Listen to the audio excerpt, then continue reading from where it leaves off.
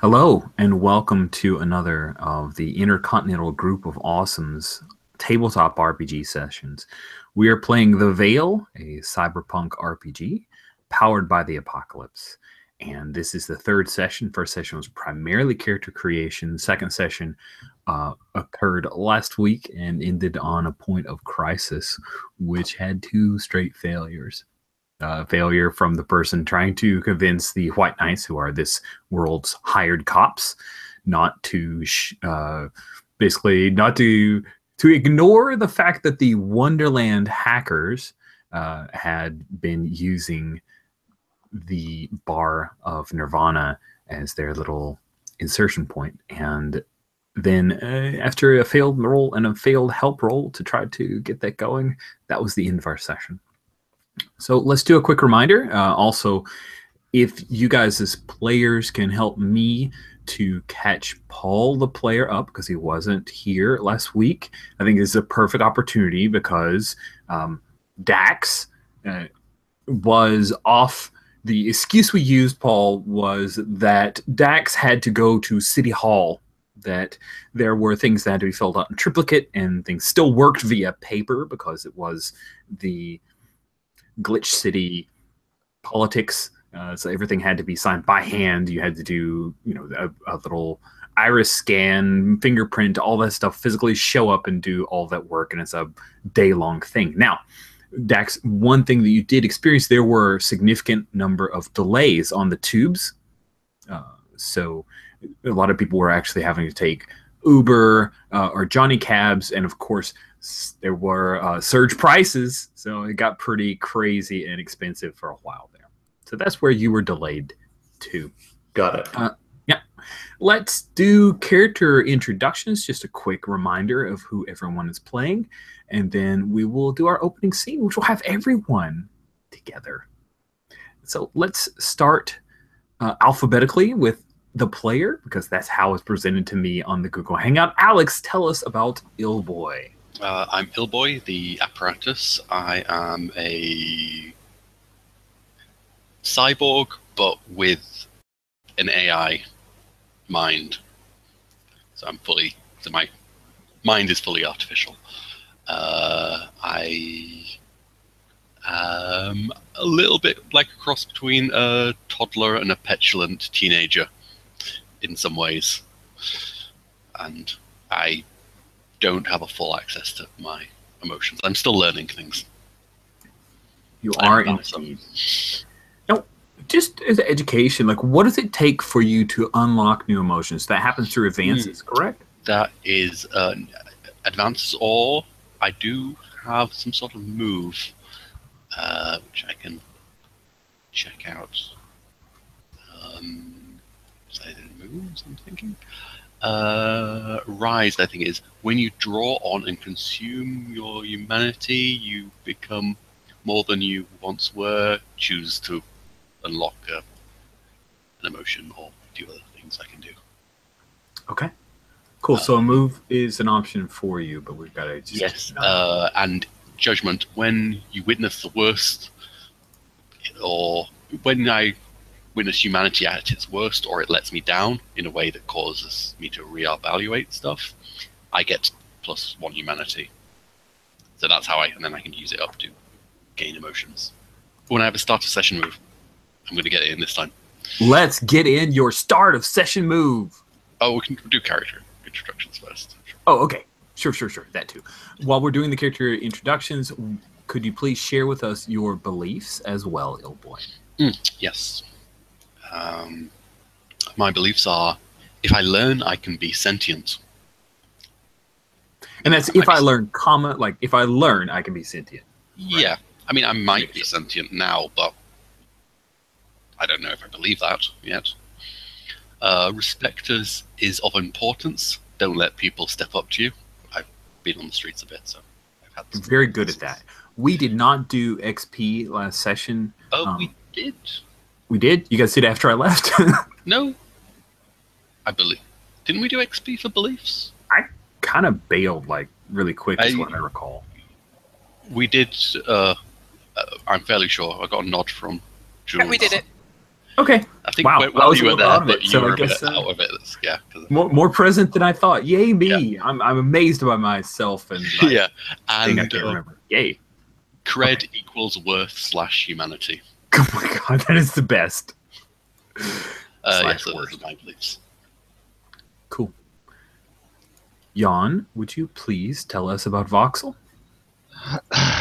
Voxel is the bartender for the Nirvana. Yes, Nirvana. The psychic bartender. um, uh, they are they can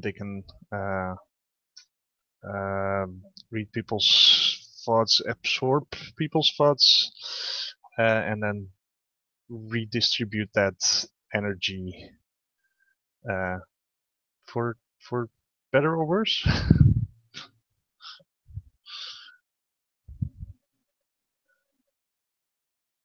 um, Cool. What are your beliefs? Let's see. Oh, it seems that it's close to my character sheets. There it is. I so far had only 2 beliefs. I should really try to get a third one in there. My first belief is there's good in everyone, and my second one is what goes around comes around. Interesting. Yeah, let's think of that third one because we want to make sure we hit these. Good deal.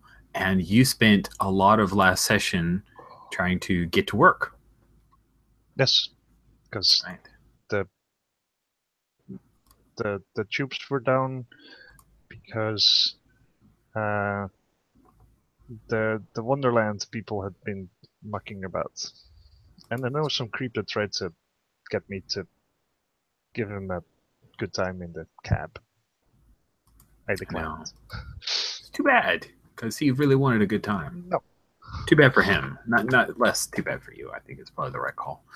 Sweet. Jules, please tell us about Pawn. Pawn is the accountant of Nirvana, because every bar needs a good accountant.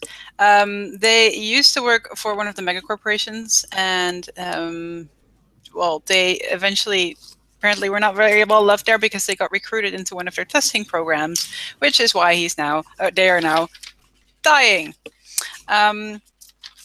It comes with some upsides. They can travel to circuitry and have other interesting, not completely realistic experiences because they have some delusion problems.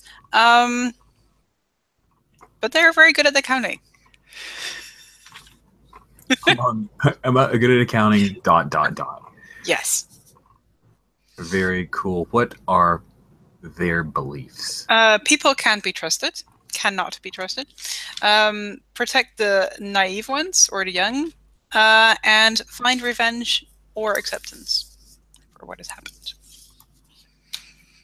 Find revenge or acceptance. That is pretty cool. Or either or both. Who knows? Revenge and or revenge then acceptance. Like I kill you, then I'm okay with it. I'm okay with it now. I'm good. Nice. Cool. Paul, please tell us about Dax. Dax is an architect. He is the experience manager, which for Nirvana, which actually basically means that he's running the club because it's all experience, yo.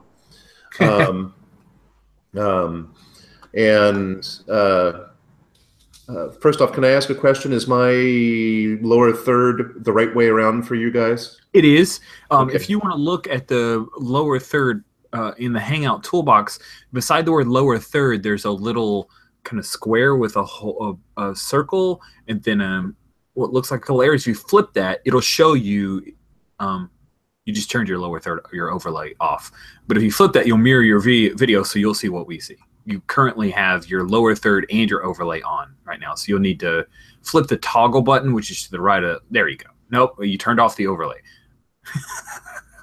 Sorry, I'm doing terrible. This is why I don't do tech support. Okay, so you're flipping the custom overlay at the bottom. You want to turn that toggle to the right. Okay.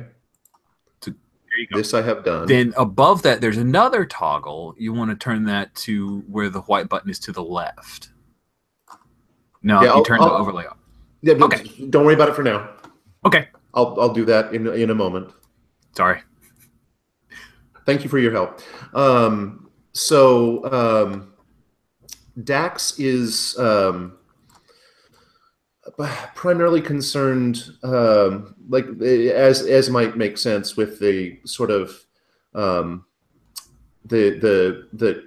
kind of customer service side of things. And I don't know where I put my beliefs. Your beliefs should be on the character sheet under the info section.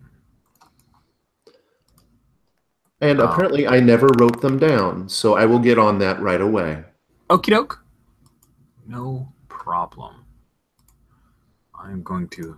I had a picture in mind when I described the thug who wanted to get handsy in the cab with you, and I never actually shared the pictures, just so I've shared it.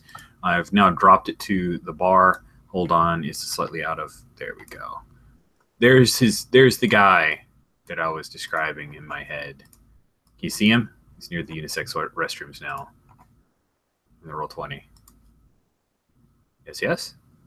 That was the guy that asked Voxel to like share a cab with him and more. That's so much more. So we'll just stick him off to the side. We pick up with Dax walking down the pavement here in the sidewalk is slick with an early rain. It is afternoon. This is about when the lunch rush should be happening, Dax. That's the earliest that you could get back to Nirvana. And as you are walking up on the outside towards Nirvana, your beloved place of work, you see standing just outside is Illboy, Voxel, and Pawn. There are a couple of White Knight vehicles, these very slick hover cars that have parked outside. Their lights are flashing, the red and blue. And one White Knight in their armor, you can see the picture of what a White Knight in full armor is wearing. On the roll 20, they are actually dropping a couple of beacons that will put the police, the White Knight line, do not cross, hollow beacon across. And it's a thing that if you don't look in the veil, you just see a couple of the beacons, but in the veil you can see that is set up. So, yeah, Dax, what do you do? I step forward quickly. I pull. It's only in the veil, but I pull out what appears to be like a business card sized piece of titanium, but it's surely a digital artifact. So it only actually reads in the veil, and I look for whoever seems most likely to be someone in charge, and say, "Excuse me, I'm Dax Silver. I'm the manager. Can I help you?" Oh, good.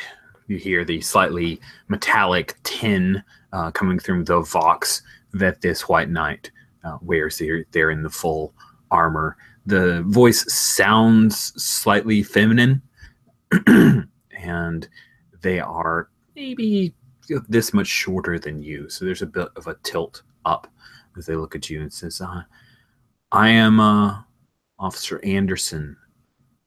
You takes a look at the hands it back to you. It probably they scraped the data off and have We are here investigating an infiltration into the city's server system, which was perpetrated by a group that we are still researching, but one of their nexus points was using the network that Nirvana runs on. So we are going to need to shut things down for a period of time undetermined until we are able to ascertain what has happened. As you know, she obviously probably like scrolling through records. As you know, there was already a murder that took place here not long ago. I'm sorry, 2 strikes and you're out. This is out of character. It seems to me like there should be in an essentially corporate universe, right? We're in a corporate-run fictional universe, right? Yes. It seems to me that there should be some way to appeal to business first here. How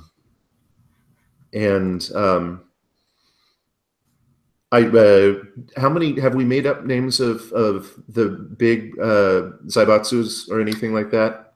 We have the only one that's been named is Godaikin Corp. Okay. But they are not a backer of Nirvana in any way, shape, or form, and we'll find out more about them hopefully from your employees. But you feel free to make up a few of the corporate towers that gleam above you. If you guys remember Nirvana's kind of. We talked about how Nirvana was a bit of neutral ground. It wasn't owned by any of the big corps, which was one of the draws we had. Yeah, that's great. I'm sorry, officer. Did you say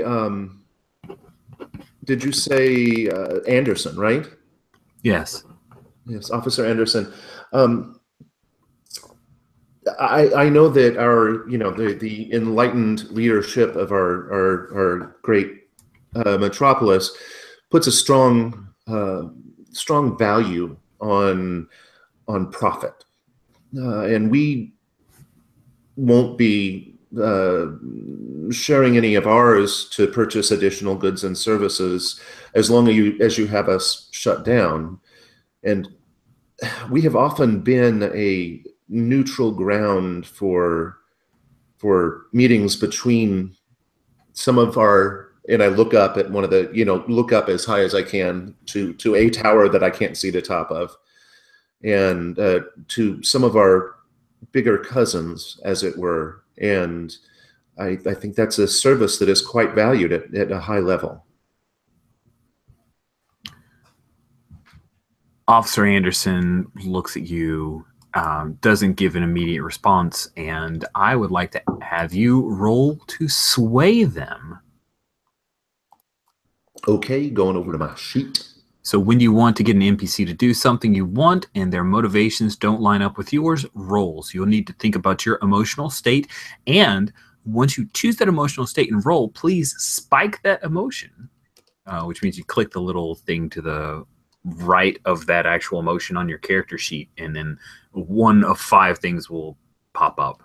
That is important to our emotion PC, and also a big part of the game. I shall do it. Good. Okay, so I think,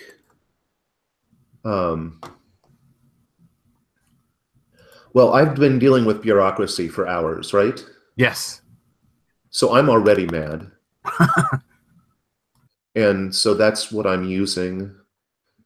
Do I have to go back to info to spike it? No, I just click the button. I'm just pulling it up, so I'm looking right alongside you. So if you look at the little gray button to the right of mad, if you click that, that will spike it 1. All right, I have already spiked it once previously, so cool. And then 2. if you above that, there's a roll dice macro. Yep. And you'll choose mad. You are not rolling with advantage or disadvantage, and I don't think you have any situational modifiers at this point.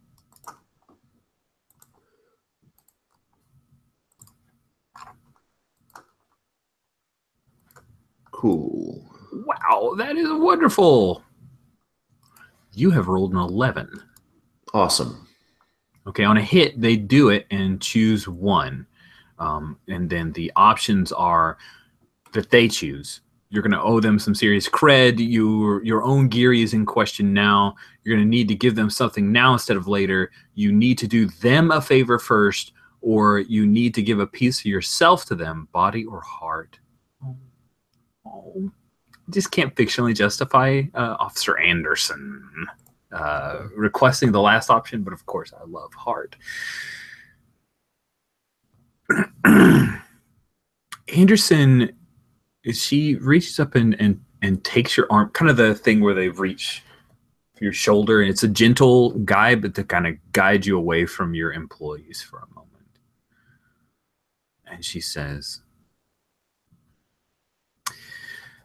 this murder investigation can't go away. And I'll need some people on site to continue the work for Wonderland. But we could reopen. We can reopen Nirvana. Do you know any information about the Wonderland crew? I have been at dealing with paperwork all morning. All I know is the hassle I experienced trying to get there and back. Mm.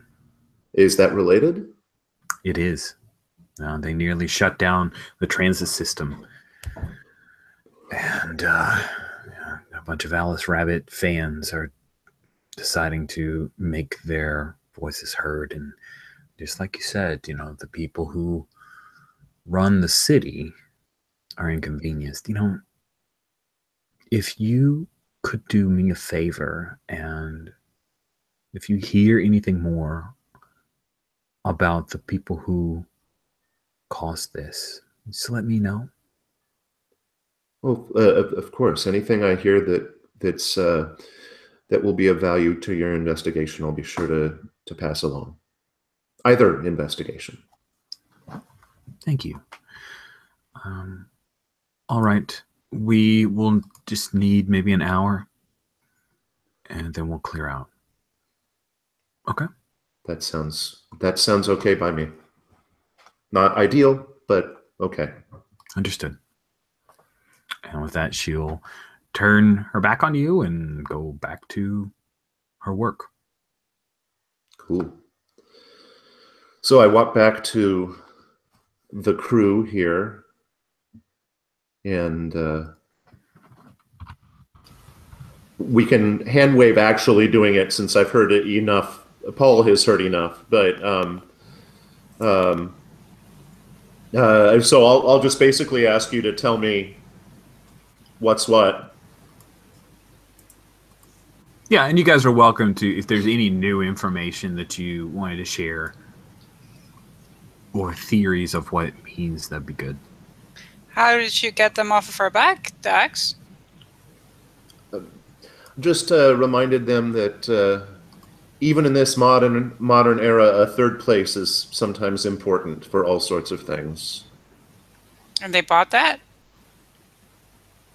I'm just that good.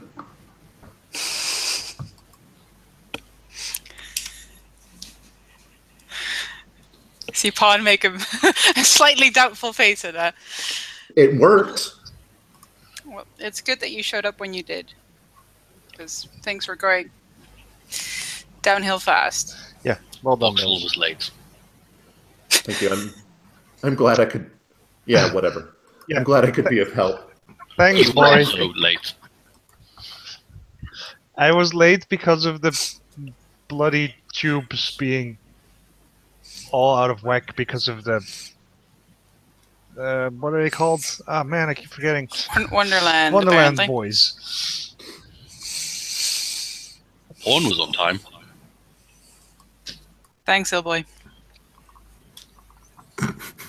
Isn't that because you have a cot in your office? Thanks, Dax. So when do we get to go back into the bar again? Should be about an hour. So these Wonderland kids, they're They're hacking the city from our bar? Is that what's happening? At least that's what the White Knights believe is happening. And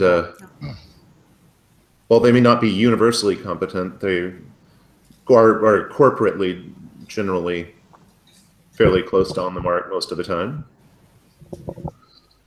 It's not impossible. In fact, wait. Don't we have someone that we need to take to hospital? I'm not sure what happened with that person. Cool. So let's refresh. There was a person who was knocked unconscious. Who was that person?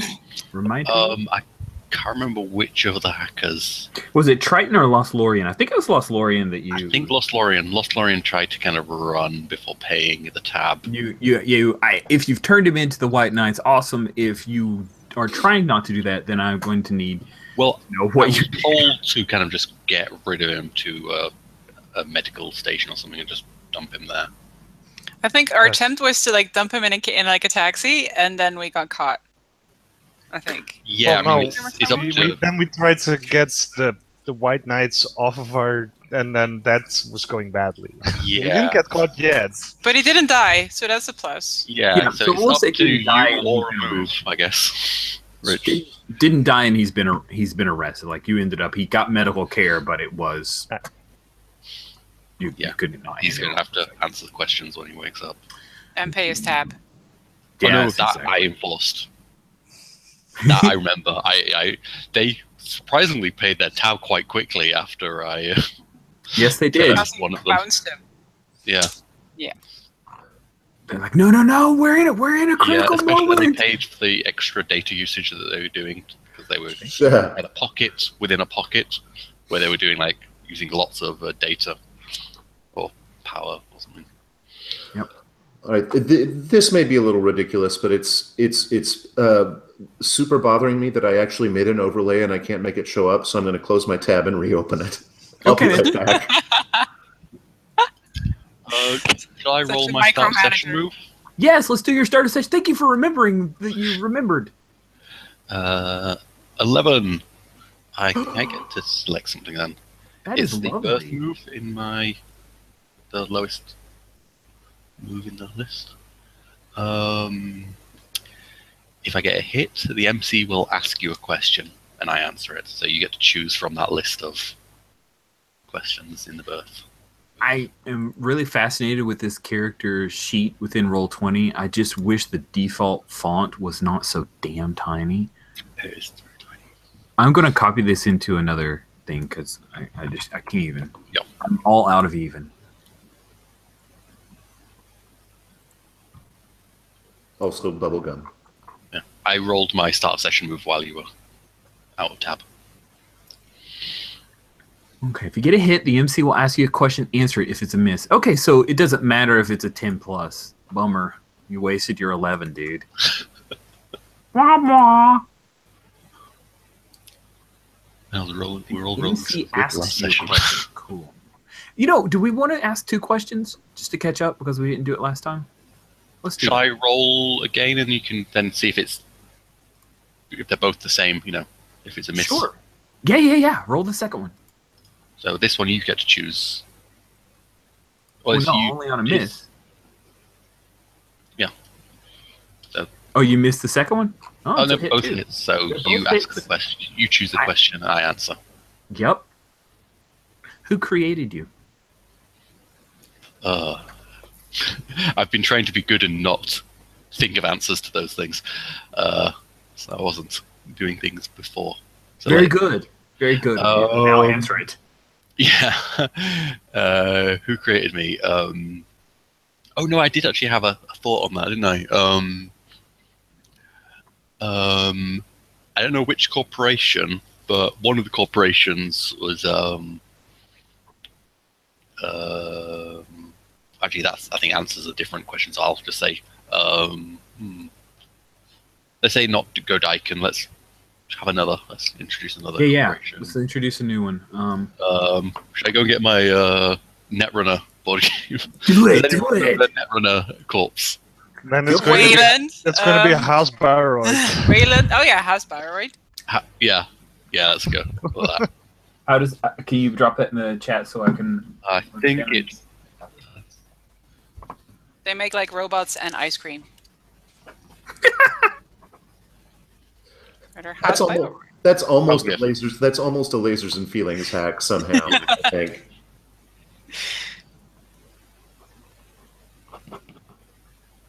Yeah. We go. Who is the And- Bioroid? I'm gonna go a step further within that same question, kind of nested in, because I think that it was probably a research team, but there had to be a father or mother figure, right? Who's the lead researcher on that team that created you, Boy? Do you want to open up the? I would like a German surname and lady's name. Rich, from your book of. Book of Names. The Book of Names. We shall consult the Book of Names, page 89. I believe it was a. I mean, these aren't things I don't think these are things I know. So this is out of character information. Or no, I think I know this woman, but I don't know any details other than who she is. Her name what she is looks like. Mikey. Mikey? Krieger? How would you say M-E-I-K-E with a German accent? Mike? Micah? Micah? Mike, I like Micah. Micah Weiss. Yeah, she.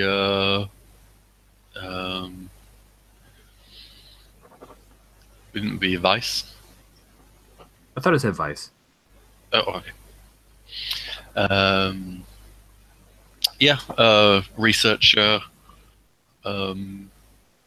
Maybe. Yeah, we'll just go with that. She's a researcher at Hasbioroid. And Why were you discarded or unwanted? okay. I was just a prototype for research, and I was discarded because I basically fulfilled the proof of concept, the tech side of this project. Did it It was the move next forward? step. Did it move forward so you have like future generation? Yes. Yes.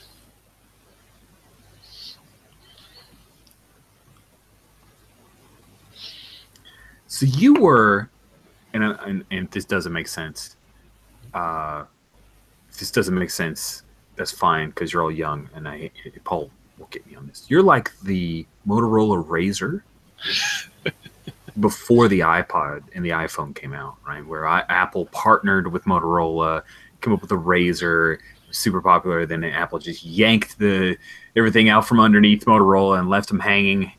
Yeah. That's I'm not expected to. I wasn't expected to be like a product, really. I was just a in-house prototype. That is lovely. I super dig that. Good. Those questions are wonderful. There was a question about beliefs, and I was trying to grab it. I had a note where here we go. Philosophy, something related to another player character, and action oriented, which I'll drop into chat. So give me a second. I remembered and went back to the Roll20 chat. So I won't type in the Hangout chat anymore. How dare you?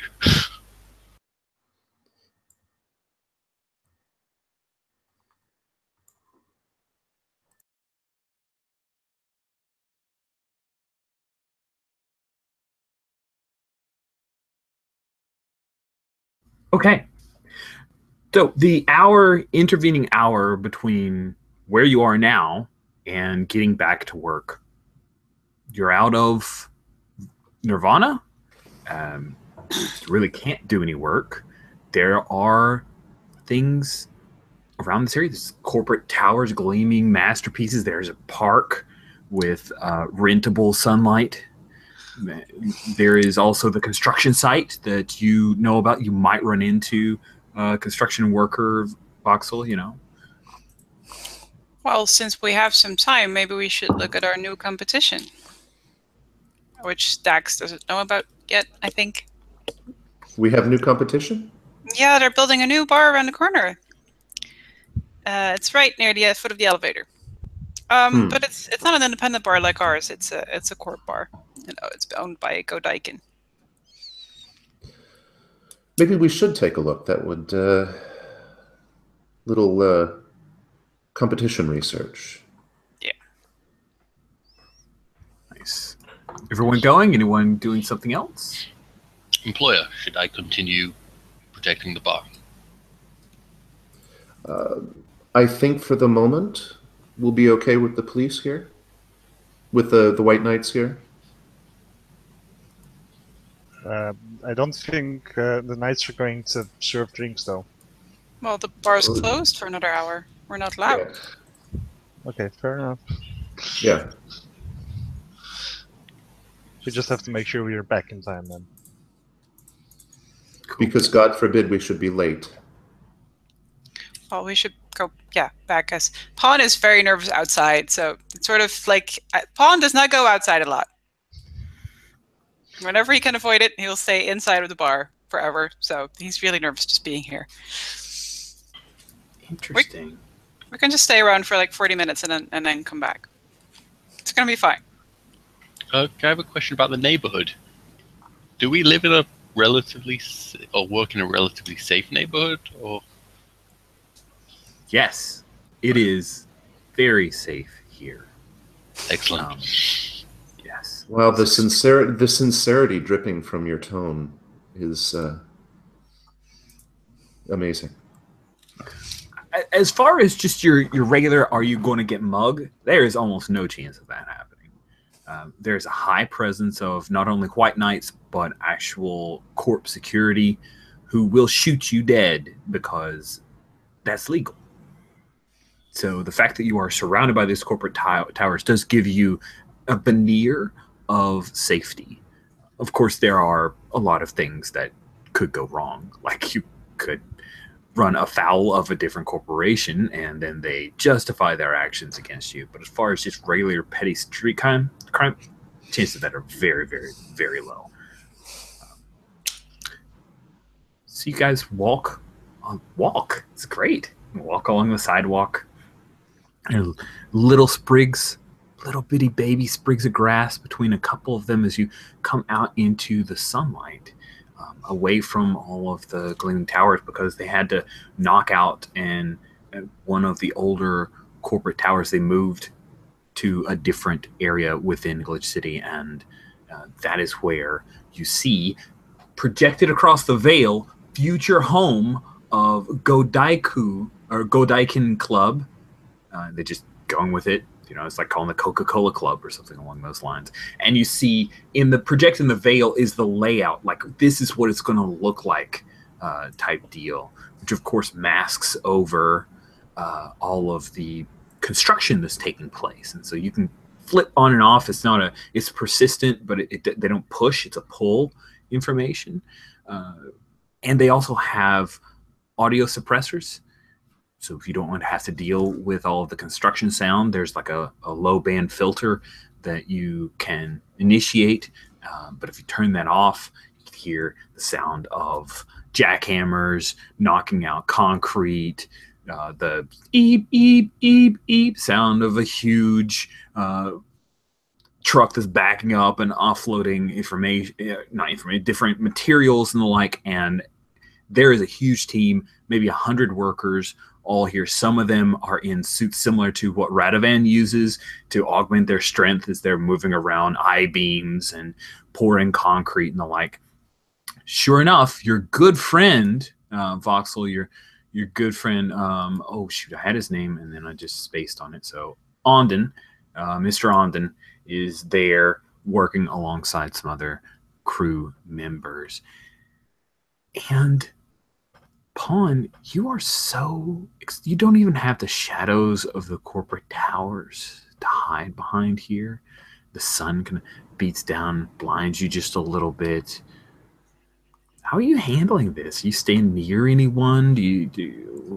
What do we see Pawn doing? Shifting uncomfortably and indeed sort of looking for someone to stand like behind, but they don't really know who. So you're sort of, I think it's sort of very, very shifty and then sort of ending up like to the side and behind Dax.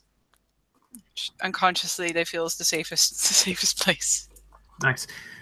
Just at a glance, as you flip on and off the veil version of what this is going to be versus the framework of what's here, the skeleton is going up rather quickly. You know, they've already framed out poured the main concrete for the base of it. They're starting to get up all of the major structures here. What do you do? How big is it? How big is it going to be? It's about twice the size of Nirvana, like opulent. It's got, you know, the amenities list you can look through. It's got all of the same, you know, huge fat pipe connections for the veil, pockets. Of course, there'll be pocket areas. They even have a number of the amenities that you guys wanted for Nirvana. Like, Voxel, what is one of the things that you really wish Nirvana had? Kind of pie in the sky type of addendum or add-in or extra purchasable for Nirvana that this place has, which means you can't say. It's got to be actually a thing that could possibly be.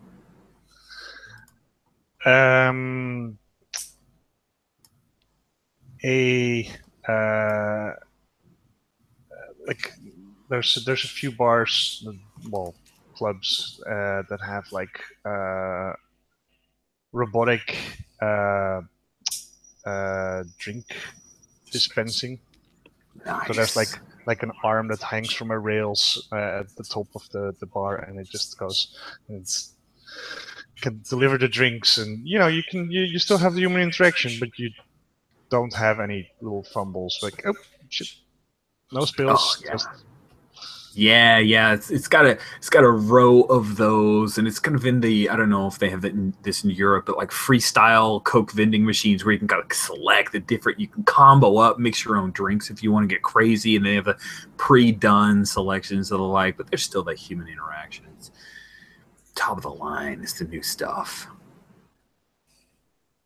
Illboy, what is it about the security that you see for Godaikin Club that is most impressive?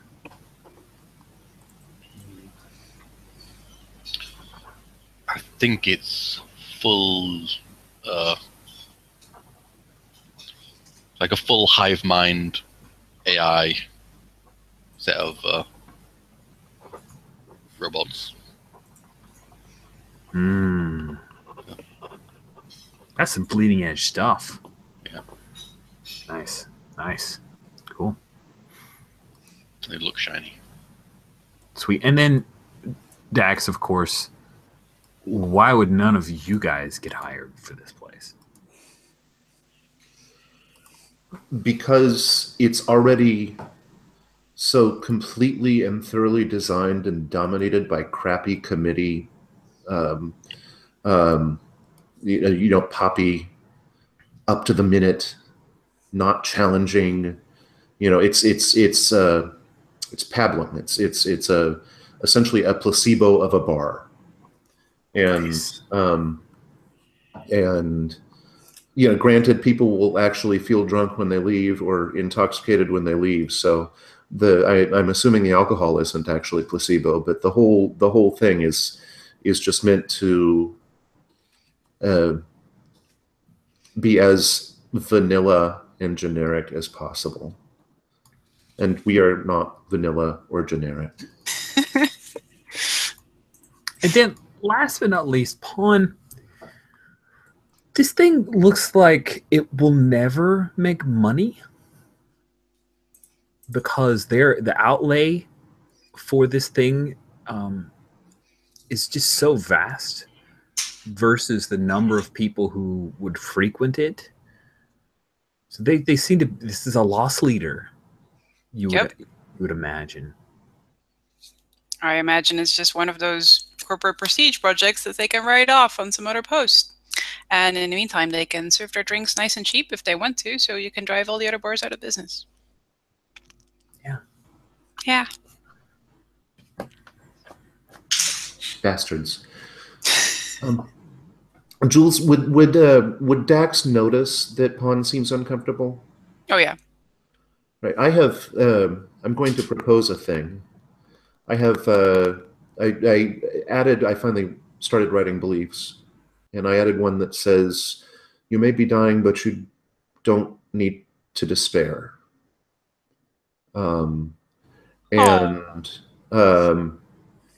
So I'm thinking about doing one of my architect things just to make you feel like you've got some cover, even though we're outside, because since the veil is persistent and omnipresent. Would you object to that? No. Go for it. Okay. So, Rich, I'd like to roll with my cyber brain. I would like to roll with your cyber brain too. It's reconfigure is the move, and apparently the options didn't make it into my sheet, but I will tell you of them in just a moment. Okay. I'm going up to architect now, just so I can take a look. Yeah. Cyberbrain is always +1 for me until an advance makes it otherwise. It's not a motion, I think. Or is that the way it reads to you? Cyberbrain. When you roll any move that says roll plus Cyberbrain, modifier begins with +1. And but that means I probably still have to choose an emotional state, right?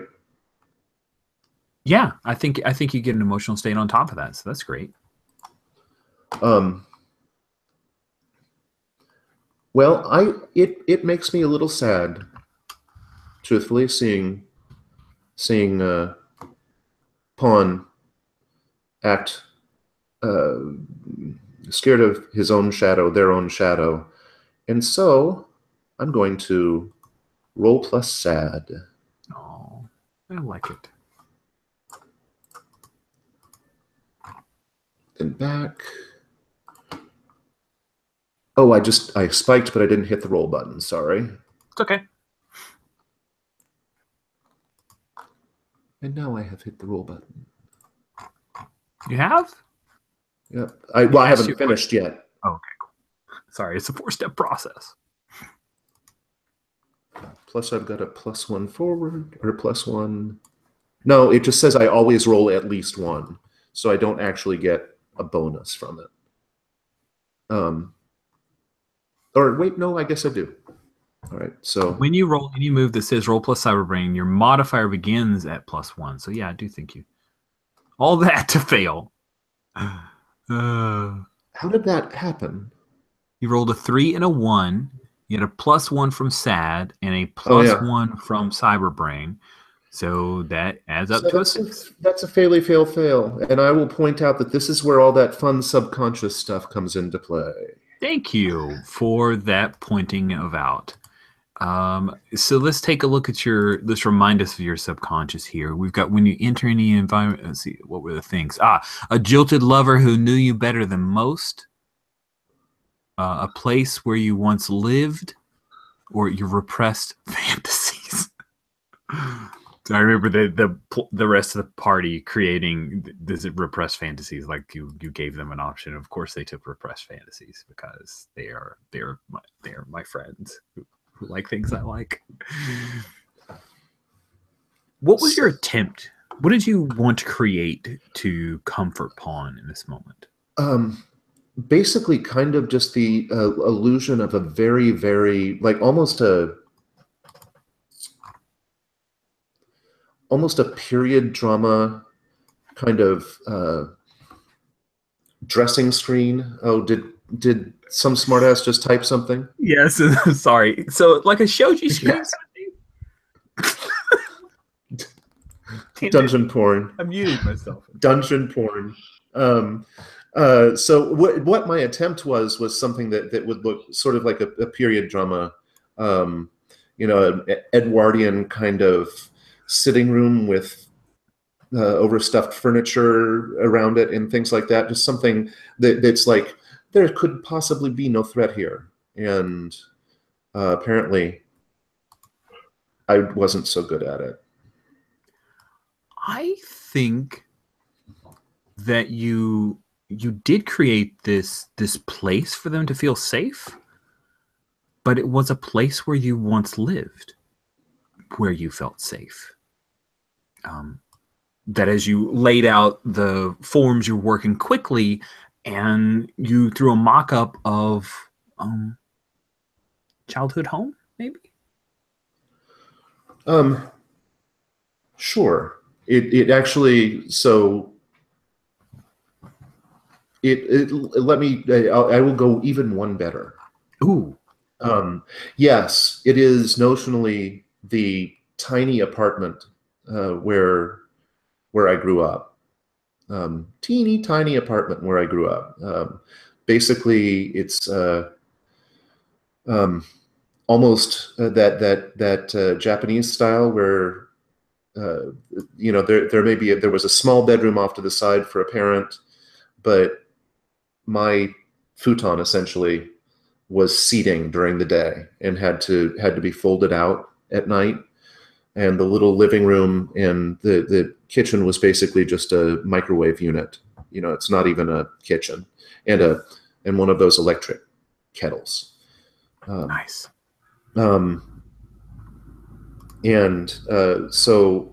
But it's an anime version of that, based on some cartoon that I watched at that time, some animated thing I watched at that time, where a kid who lived in a space like that managed to dream himself out into great adventures. So everything is sort of more primary colors and more sharp edges and defined, if artificial, brushstrokes. Neat. Fun. You feel this kind of form up around you, give you a bit of protection and safety. And when you look around, you see aspects of this that tell you this is where Dax's childhood was spent. What are one of the things that you see of young Dax in this place? The Veil's been around for ages, right? Yes. Okay.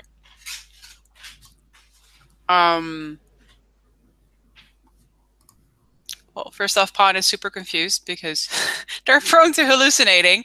So, but if there's an actual, feeling of comfort and safety around it, then Pawn will just go with it, and they'll be happy to be in that space. And then very confused when they find out they're in Dax's space.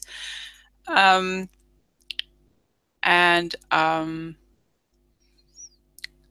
think if they will sort of wander around a little bit and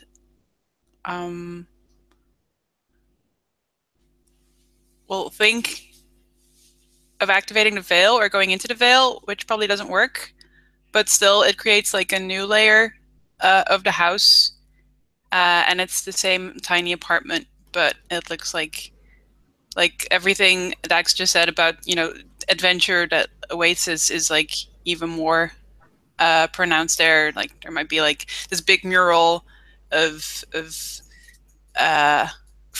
something representing freedom, or like this big artificial sunset or something, and it's a lot more fairy tale like in Vale. Nice. And there's also a picture on the wall, like a hollow veil thing of this red dragon coming forward, but there's a warrior who's standing with his back to you, who's facing it off, and he has his sword across one and a big shield and like these furry pants kind of thing going on. So inspirational. Just love it. It's great. It looks great. Stop it.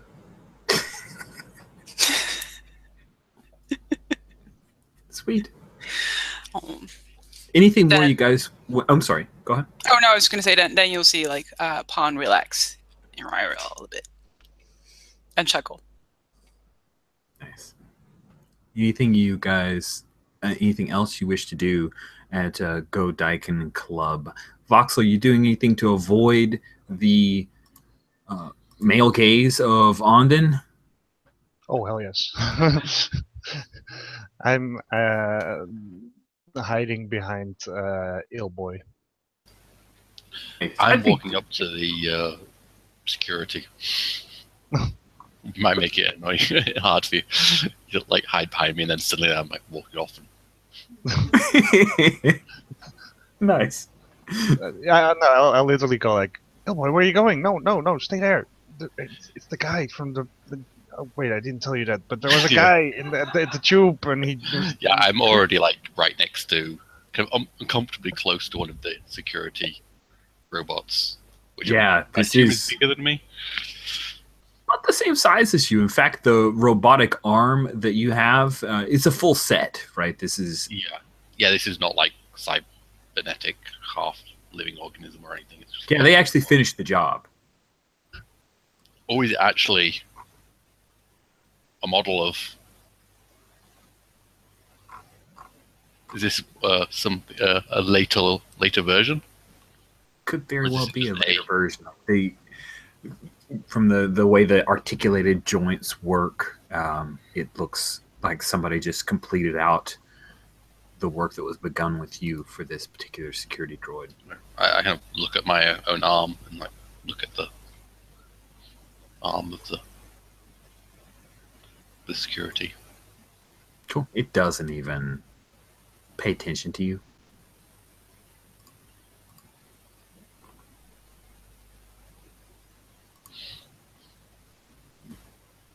I tap it. Just light tap. The head kind of turns and then regards you, and the pair of eyes, they open wider and then focus.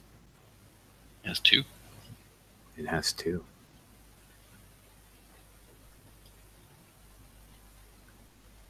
You have Please two state eyes. your reason for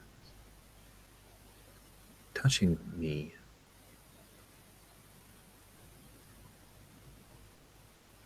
I don't know. Do you get sad?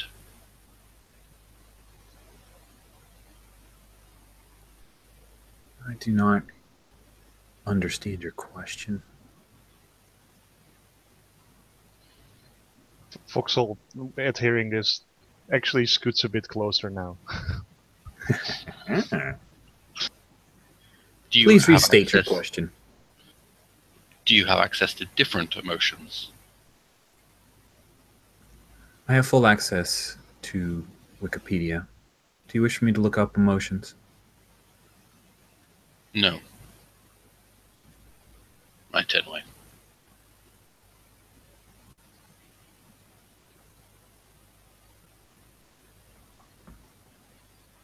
No, you turn away. It doesn't stop you. I'm sort of standing right behind Boy. I gotta turn and then stop because you're in my way. Boy, are you sad?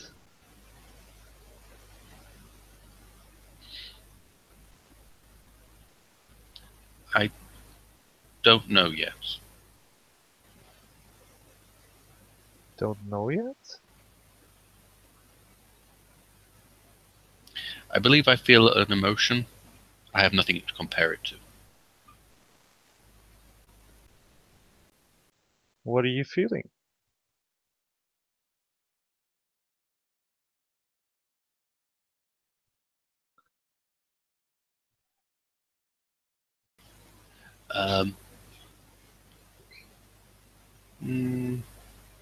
Confusion. Confusion?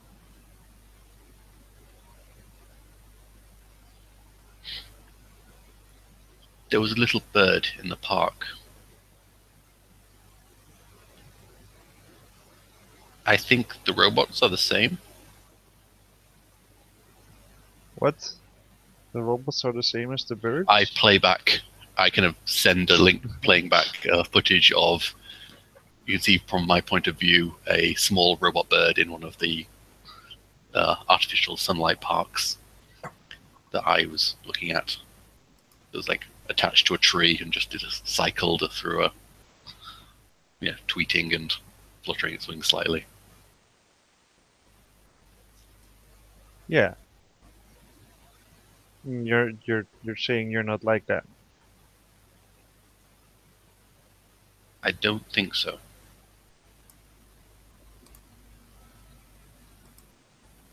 Are you okay with it? I haven't decided.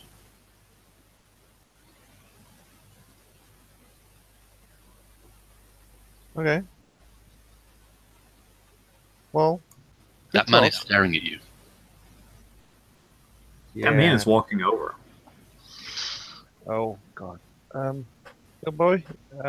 Yes?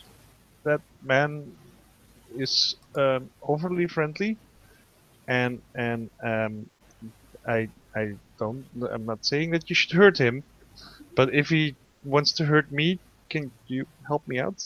I'm a bit scared. I turn to the guy. Cool. He's calling back to his coworkers. Hey guys, taking a smoke break.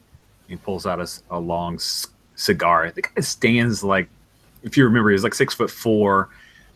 He's got this huge cybernetic arm, but he's a big guy. And he goes, "Hey, Blondie, came down to see me work, huh?" Just a Well, freak. Step in between. came to see your place of work, and I don't see any freaks here.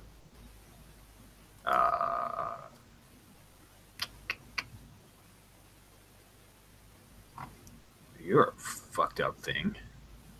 Somebody blow your head off? No, I have a head. This is my colleague, Dullboy, and I prefer if you didn't refer to him as a freak. Sure. You work around here? Well, I'm like looking between you, like trying to see if I can see any social cues that I might. He's ignoring you. He does I'm not. basically like I'm scared, but still decide to be friendly because because what goes around comes around. Nice. Are you trying to divert him away, perhaps? No, I'm actually just like I deep down inside I'm like this is a terrible idea. I shouldn't tell him where I work, and then I go like, yeah, no, we work over at Nirvana. Oh shit. Yeah. Well, honey, I'm sure you'll find another job when it gets shut down. You're cute. Well, thank you. He's trying to reach past Illboy to like touch her shoulder or something. Illboy, what do you do? I very quickly look towards Voxel. Voxel flinches, like it's Oh yeah, involuntary. my robotic arm grabs his human arm by the wrist. Cool. Nice. Dax, you're able to kind of witness this. You've weaved something to satiate Pawn, but when you come out of that kind of dual existence of being the architect and then being present, you see there's a bit going on there.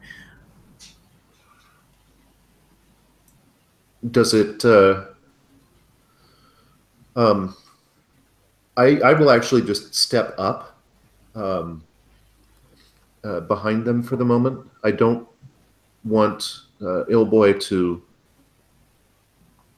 go to jail for assault. We're not on our premises. He's got no,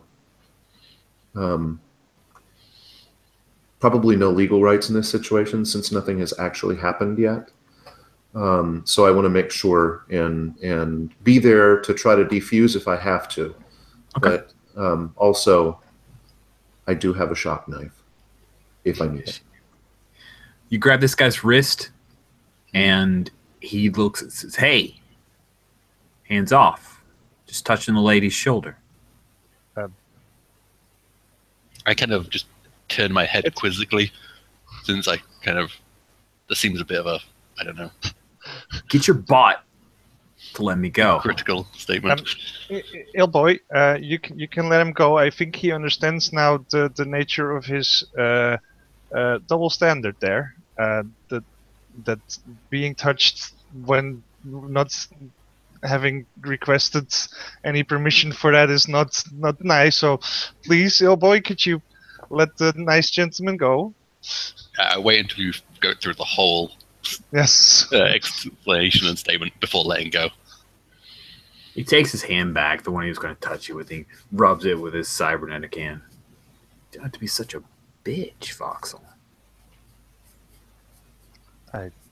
Hey, how about you after your shift, you come and have a drink at the Nirvana, and there's no hard feelings, right? Sure, I'll have a drink with you later. Sounds good. Sounds great. In fact. Rudeness should be Yep. apologized. I'm afraid I'll be on shift, so.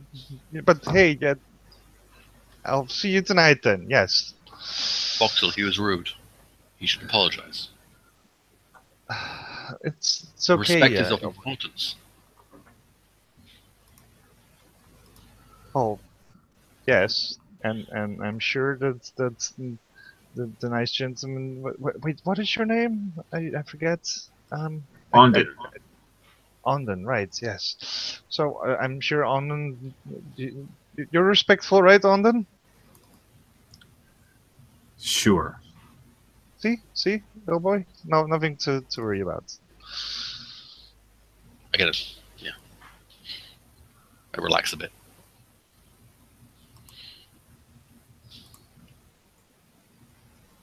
So, shall we head back over and see if the White Knights are done? He says, hopefully. We should. We should. Yeah. Whatever you say, boss. Sorry, Ondon. Keep up the good work with the I'll new see thing you're you later, building. sweet cheeks. See you later. I wait until Voxel kind of starts walking away before I follow. Hate to watch you go, but I love watching you leave. Takes I I me- look for turn- Voxel just because I turn and I don't get quite. yeah. I turn and make sure that this guy's that I've got a face scan of this guy in my little database, Yeah. just in case I might need to refer to it at some point. Cool. We'll end that scene and take a bio break for everybody. So we'll take about 5-10 minutes, and we'll jump back in with everybody in the swing of running the joint.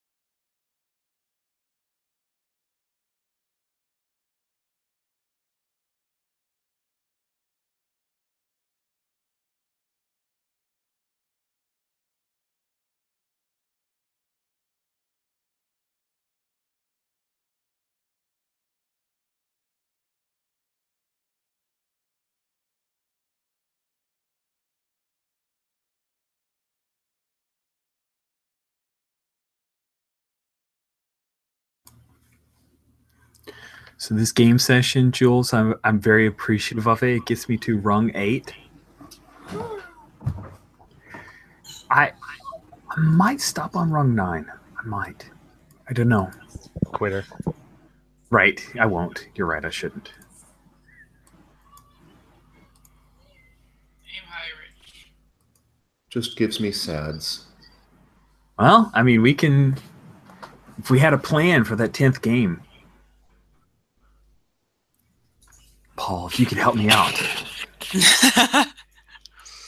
I have my video reversed, so it's hard for me to find the right place to put my middle finger. I'm not sure what I came back to. I just Your microphone is up. Mic's up. I was just saying I don't know what I came back to. I arrived and I was getting the finger.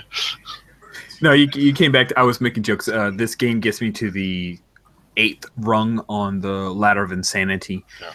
By the end of the month, I will hit the 9th rung, and the 10th rung means a 10th game, which I don't have anything that's PBTA that's anywhere close to it yet. So I was playing with Paul because he and I have a plan on a game that we're going to just mainline for a while to get me there. Yes. A little robotic bird was flipped, indeed.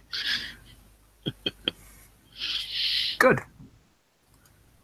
All right, so we jump forward a little over an hour. You guys return to Nirvana, bring her back online, and the power was still on. And there are, including Officer Anderson, a couple of other officers who are here. They have, and I'm going to jump to the map, and this is mostly for Paul's benefit because he wasn't here during last session. Wait. Where's the little pointing? Why am I not pointing? There we go. All right. See that little epicenter thing that I blooped? Yeah, someone else is doing slight orange. I mean, like a taupe or something. That is where they've cordoned that off. And unfortunately, unlike the lounge, it's not a thing that's a little out of the way. Now it's green. So it's like a pulsing thing. That's so exciting. It's like fireworks now. It's a club, man. It's a club. That's the experience I have designed for you. So, yeah. Word has to be out that the White Knights have come... Oh, just a second.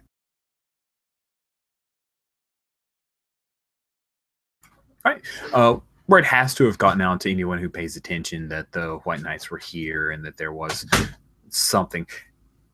Now... as the level of detail, I would imagine that that's mixed. I don't think that the White Knights would announce, hey, the Wonderland crew was working out of this bar under the nose of corporate headquarters. So that isn't widely known, but it's going to impact your attendance tonight, your patronage, the number of folks who come down. This is an Oblivion night, so you actually make money. Hopefully. Anything that you guys want to do in preparation for the next shift crowd, because you've already missed the lunch crowd? Well, there are two things I think that Dax needs to do. One is to get on the social media and make sure I'll consult with Pawn perhaps about some sort of promotion that we could come up with on the fly for tonight to make sure that our business doesn't tank completely. And the other thing is, since I know this system far better than anyone in the White Knights could after a little bit of time, I'd also like to jump in, not only look at the security footage, but also try to find any traces in the veil of what specifically they might have been doing or what their motivations might have been. Nice. I like that a lot. So I think one of them is a thing that Pawn could help with, which is your social media presence. And the other one will be an attempt to analyze. I think the questions appear best there, and you're using what you have at your disposal to assess a place or situation. So, yeah. I mean, you could lift the veil. That's the part. Analyze and lift the veil. I always want to make sure that I'm lifting the veil is trying to pierce the constant illusion of the veil, search for information, or recall something you may already be privy to. And then analyze this when you use what you have at your disposal to assess a place or situation. Lift the veil has asking a question, or in the MC telling you information, which is a spout lore type deal. The other one of analyze is allowing you to see ways in and out, which enemies are the right threat, where the enemy is. Yeah, it's kind of an assess the situation. Yeah. So which of those two are you most seeking? I'm most seeking the lift the veil kind of thing. Okay. All right, rock on. So let's deal with lifting the veil first, and then I want to figure out this social media thing. All right. So I'm in my, as we've already established, I may still have some holdover. I added a little layer of fantasy to a place where I used to live. So I actually I've sort of saying that not all fantasies are dungeon porn. Some of them are just Dungeons and Dragons, and so we've already sort of established that he was that kid. And so what I'd like to do is I'm saying that I'm feeling like I'm in my place of power, that this is an environment that I had a strong hand in constructing, and this is where I feel most like right here behind my desk with full access to all of my tools and widgets and everything is where I feel most strong. So I'm going to roll with powerful. Cool. I totally buy that. Hitting the button. Well, normal difficulty. Normal difficulty, yes. I am powerful. I am woman. I am invincible. There you go. Wow. That is spectacular. So, jump back to the lift the veil move on a 10 plus. The MC will give you good detail. On a hit, the MC tells you something new and interesting about the current situation.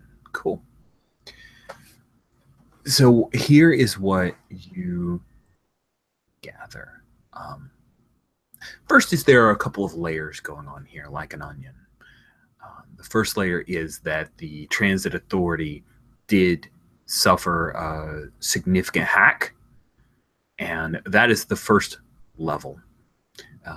That one you can trace things back to particular operators here. They were triggering things that were already set up. There were worms and backdoor programs that were set up in the Transit Authority's program, their mainframes that these guys all, and I'd say guys, but it's a number of folks within the Wonderland crew.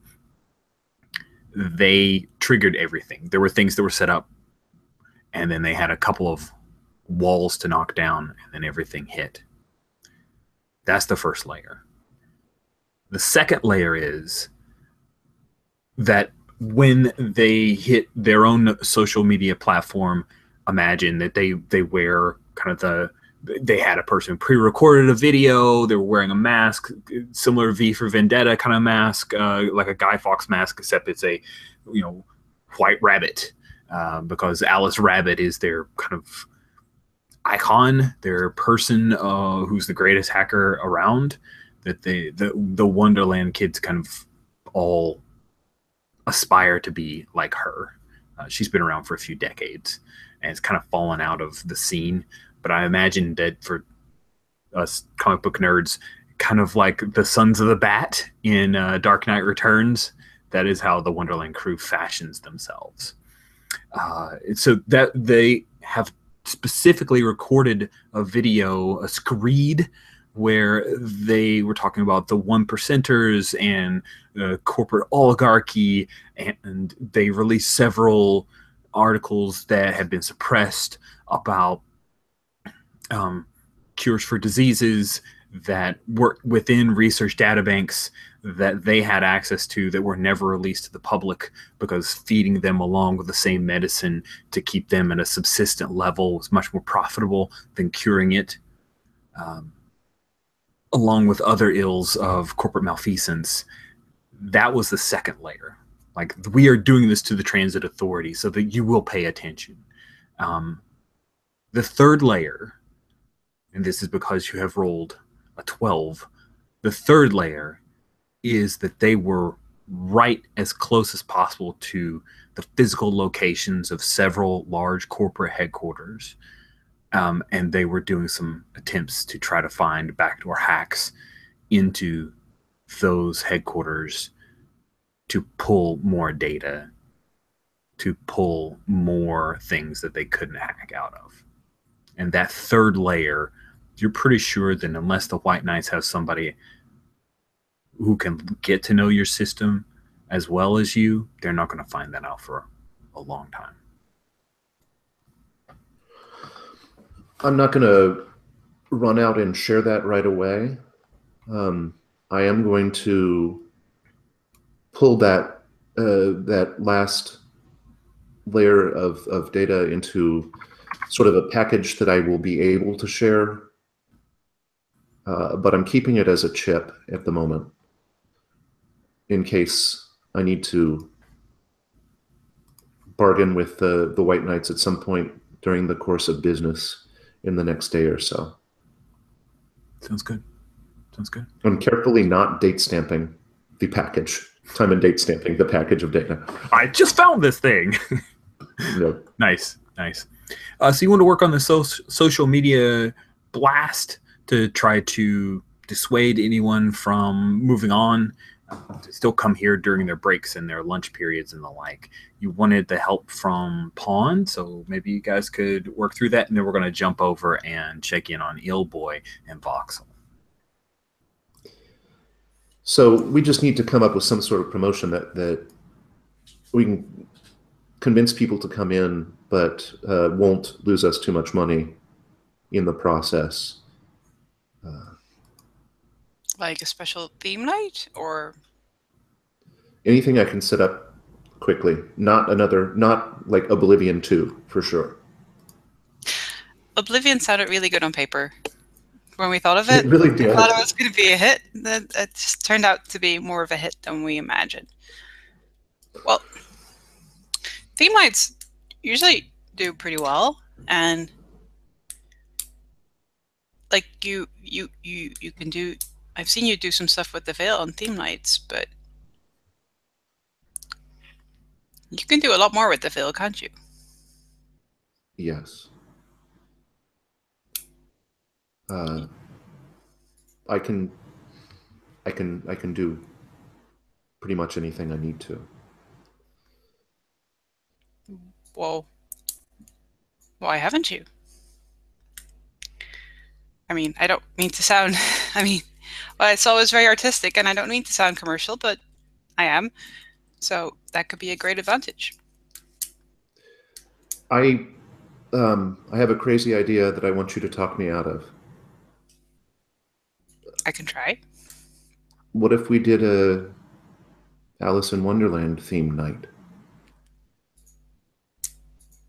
Okay. And they're very much in the news right now.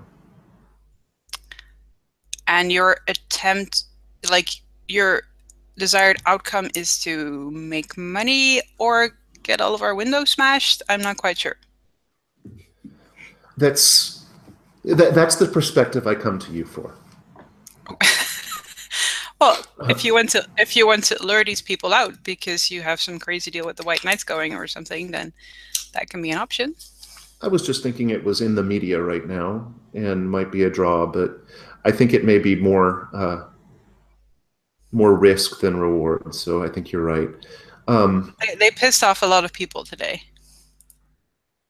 True. It could work, but we would need more bouncers than just Illboy. That's true. I tell you what, and then this is where I'm trying to hand it back to Rich for the moment. Is what I'll do is ask you to compose a blast message, just saying that there will be a surprise theme night tonight, and then I'm going to work with my tools and see what I can come up with because Paul doesn't have a really good idea yet. The thing with the dragons was cool. Oh man. Oh, Rich, I'm sorry. This would be the perfect setup for that weird, like Dungeons and Dragons themed English game show with the kids, where there was one kid that was in a helmet that could only see and hear his friends. Nightmare. That sounds fun. So yes, we're going to call this Dragon Night, and I will work on the setup right now. Nice. Is it night with a K or night without the K? That's in this? Yeah. Oh, night with the K. Yes. Love it. So we jump over. The place is moderately busy, Voxel. And Illboy's here. Front room is the only thing that's open at this point. You haven't had to spill over into the concert area or lounge B. And Radovan comes into work because this is his shift. So he hasn't hopped into his harness yet. He's just walking around before he starts his shift. And he leans across the bar and says, "Hey, you look a little... Were you in this when the White Knights came? All this, whatever?" Yeah, it's fine. They're gone now. It's all over. I came in just in time to witness it all. You're okay? Yeah, I am. Good. How about Yo, you? boy, you all right? You didn't kill anybody, did you? No. Incapacitated. Incapacitated? Okay, well. You're asking for it, I'm sure. No. Good. They did not. Okay, Illboy, but they were asking for it. It's like a saying, and it doesn't mean that they were literally asking for it, but like figuratively.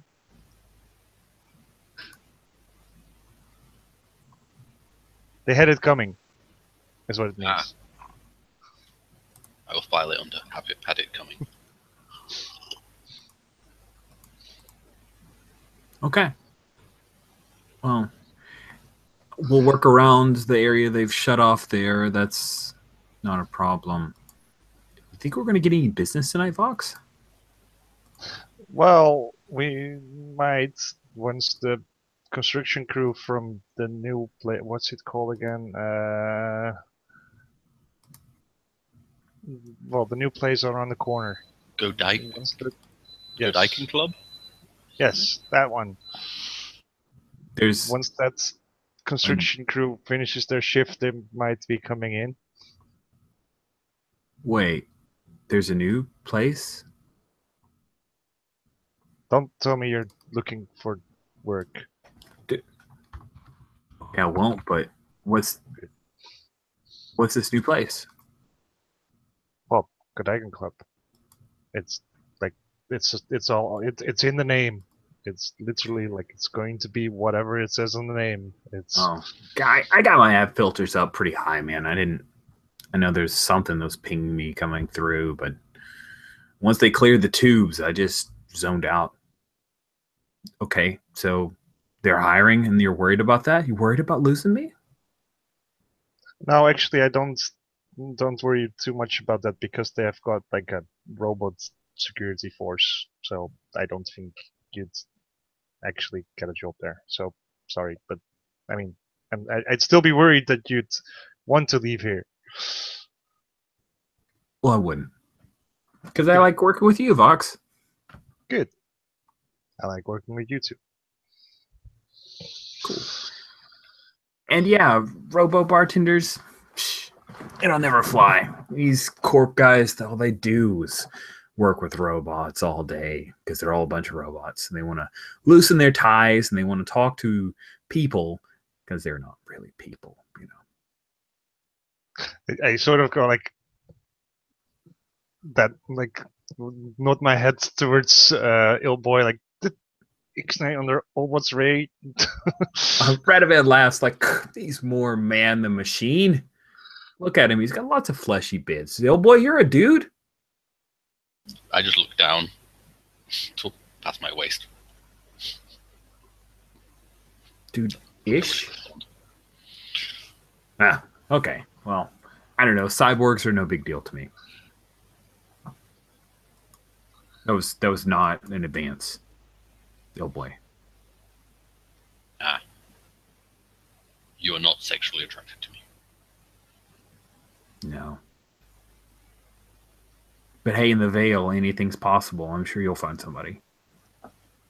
He walks over and he pats your fleshy arm. I pat him back, and I'm sure you will also find someone. Rubs his arm. Voxel just bursts out laughing. Nice. Cool. So we swing back around to the social media blast. Do we see a roll on that? I think it might be interesting. Because you're trying to avert a little bit of a... What kind of role would that be? I don't know. By the way, while we're discussing Sway? moves, can Yes. I activate something?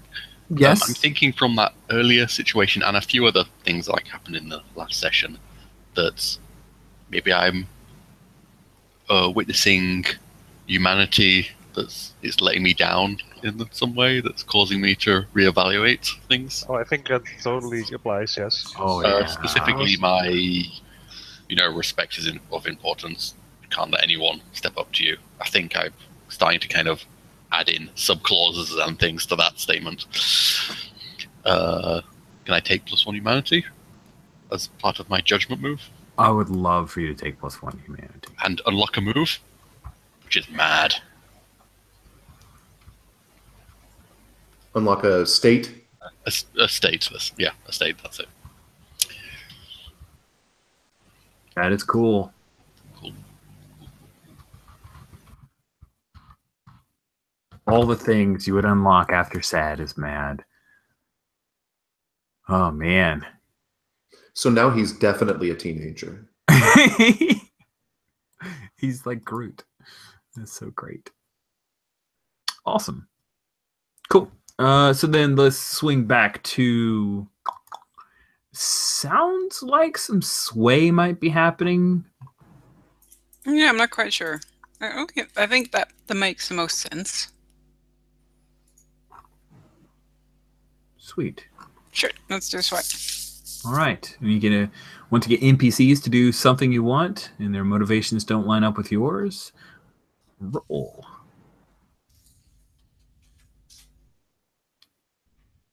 I'm using powerful because I'm pretty good at this. So it's a 10. Nice. You don't need help. Yay. You We succeed. are a hell of a team. On Yeah. a 10. On a 10. Let's see. On a hit, they do it and choose 1. On a 7-9, choose 2. So I get to choose 1. You get to choose one, or I get to choose one? On a hit, they do it and choose 1. So Okay. I think they Yes. choose. Yes, What, that the makes way? sense. Yeah. Yep. That's how I'm choosing to. Okay. Good. Yeah, you're going to need to give them something now instead of later. Some kind of discount. Poor accountant. You're going to have to take a little bit of a loss to get them in the door. Oh man. Okay, fine. I think like we have some bottles that are about to like go out of date or expire or something. So like. Actually, I have an idea. Mhm. And tell me if this alleviates too much of that cost. Then Talk it through. I'm feel free. I think at some point a distributor accidentally delivered like 12 cases of mead. Oh, that's good. That's good. Yeah, 12 cases of mead, and you're going to have to dole out almost all of your Cheetos flavored food cubes. Yes. So your teenage security person in the back is going to be a little disgruntled. Well, yeah, but Mead and Cheetos go perfectly together, guys. Studies have shown. indeed. Okay, Or at least fine. talking about mead and Cheetos. So, Pawn, Oh, there goes our buying off the cops budget. I'm just saying. Pawn, you're heading back to make sure that all the food cubes are lined up. And you're in the room. You guys remember, we'll kind of refer to it. So you head past the bathrooms and outside of the main bar area. And it's not far from your office, where the storage area where the freeze-dried food cubes are kept. Yeah. And you're doing a quick inventory to make sure that you can cover everything based on your estimates. And that's when you hear a very familiar voice. It's a woman's voice. It's Hasagawa, she says. How did she get in here? Pawn, Yes. we were interrupted before. I sort of swirl around where I can find her. Yeah, she's got her basically her Black Knight gear on, and along with her ceramic assault rifle. Mm-hmm. Some really weird shit going on here in Nirvana. Yeah, tell me about it. 2 people die. Wonderland crew decide to call this their secret headquarters, and here you are. Do you know who's behind us? See, that's the question I was going to ask you. Well, I certainly don't. I have nothing to do with this. Why would I believe you? I'm just keeping quiet. That is my entire motivation. And I think that's clear. No one's heard of me. No one's seen me. All I ask is to be left alone. Okay. But I've heard of you. I've seen you. Well, you come looking for me. I don't understand why you do that. Because there are problems here. And you are a problem. And the two seem related. What do you want? I want you to roll over on Wonderland. She starts walking forward towards you. Walk back until I end up in a box, against a box of Cheetos, or a box filled with boxes of Cheetos. Yeah. I get you. Perfect. What do you mean? What do you mean roll over? Well, if you don't know them, I know you can find out. Yeah, of course. But what?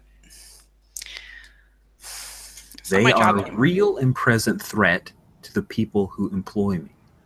And so I'm putting a real and present threat in your face. Roll over on the Wonderland crew. Tell me who is the head of this serpent so I can cut it off. Or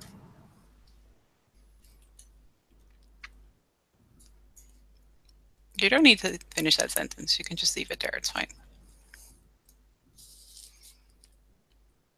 she reaches up and puts her hand on your shoulder. Mm-hmm. She's got, you can feel underneath, the grip is cybernetically enhanced. She squeezes just enough for it to hurt a bit.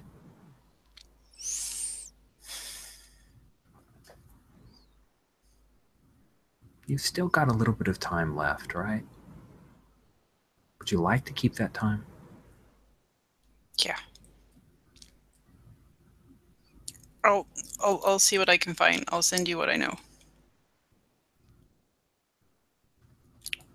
You have to stop coming here.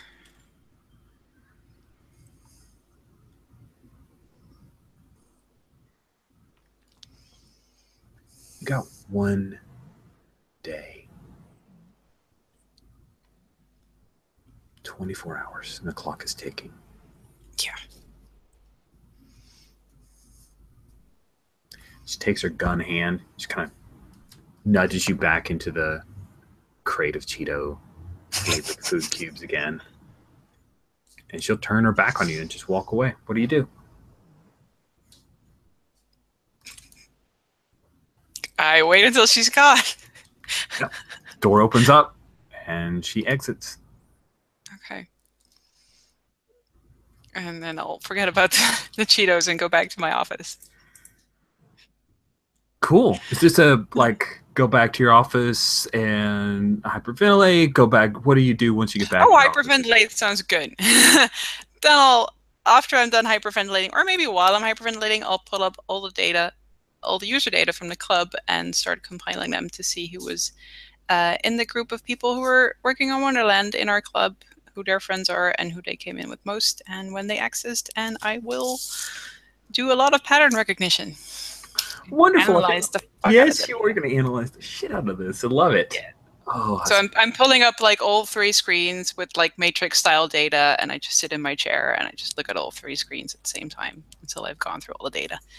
Totally forgetting about the Cheetos. sweet. I think Dax. Green characters on a black screen. Scrolling. Yes. Yes, totally that. Redhead, blonde, brunette. I think, Dax, you get a soft signal that that database has been accessed. Because I don't think that Pawn is covering their tracks, per se. No. I will. I will pause in what I'm doing, working on constructing the environment for Dragon Knight, and check to see, because this looks like pretty heavy usage. Yes. Check to see what's up, who's doing it. It's Pawn in their office right beside you. And they are doing a deep dive into this database. That's. I mean, she knew that I had done something similar earlier. So what I guess what I'll do is I'll just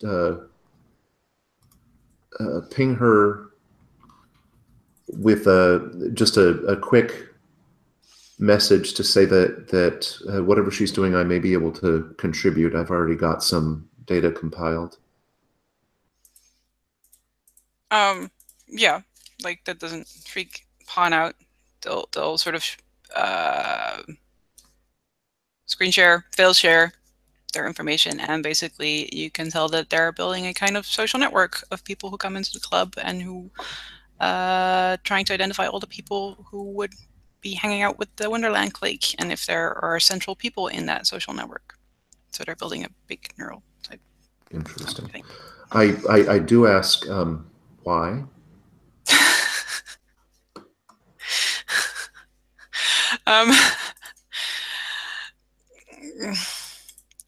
It stays quiet for quite some time, and then it says no other choice. At the risk of seeming repetitive, I will once again ask why. You're in your own office, aren't you? Yes. It's okay. How did we come across Kazagawa again? I know how I knew Kazagawa from my corporation past, but other people also knew her, didn't they? Or am No I one else has seen Hasagawa, Pawn. Huh? No one else has seen Hasagawa. Okay. No one's seen you have conversations with Hasagawa. No one even knows they exist. But what were the Black Knights again? Okay. Refresh me on that. So the White Knights are boots on the ground. They are the cops, right? They're like Lone Star and Shadowrun. They're like regular police every day to day, but imagine that they get a stipend that are paid by corporations. So they keep the peace as an umbrella, but they're focused around filling in the gaps to make sure the corporations are safe and taken care of. That then, of course, extends to the people. The Black Knights are a sister organization to the White Knights. They are concerned with external threats, and of course, that in the world of the Veil can be very loosely interpreted. So there are times when jurisdiction becomes a conversation between Black and White Knights, but the Black Knights are not nearly as visible as the White Knights, and they often are doing their own thing. Yeah. Okay. So the Black Knights are MI6. Yeah. CIA, MI6, the Mossad. Yes, they are that. Okay. Well, then,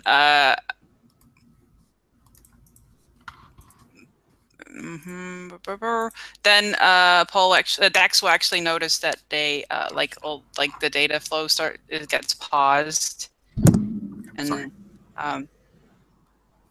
Pawn will come into his office and just say,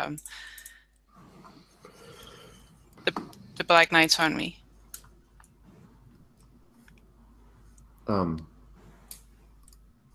Anyone in particular? One of their knights, Hasegawa. You don't know her. At least I don't think. I'd be very surprised if you knew her. You were just gone for. I shouldn't have gone outside. 7 minutes.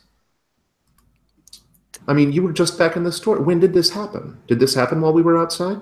Yeah, they contacted me. I shouldn't have gone outside today. They probably scan everything that happens there.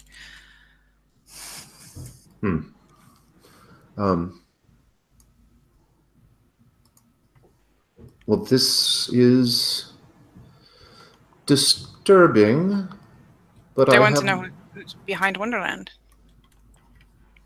Wouldn't you think they have better resources for that than we do?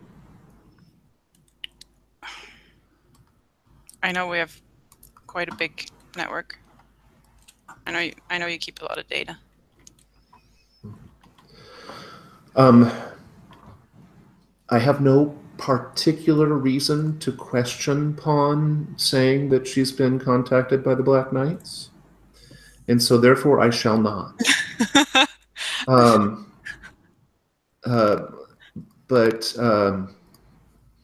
Yeah. Oh, something that's just been brought up, which is absolutely 100%. I think yes, an intimate moment. It appears an intimate moment has been shared between the two of you as you have this conversation. Okay. Trigger those cool moves for each of you. I must go look up what my move is. Do we both get it? I'm actually wanting to read it real quick. I'm trying to grab it from the architect. Where is the intimate moment? Special.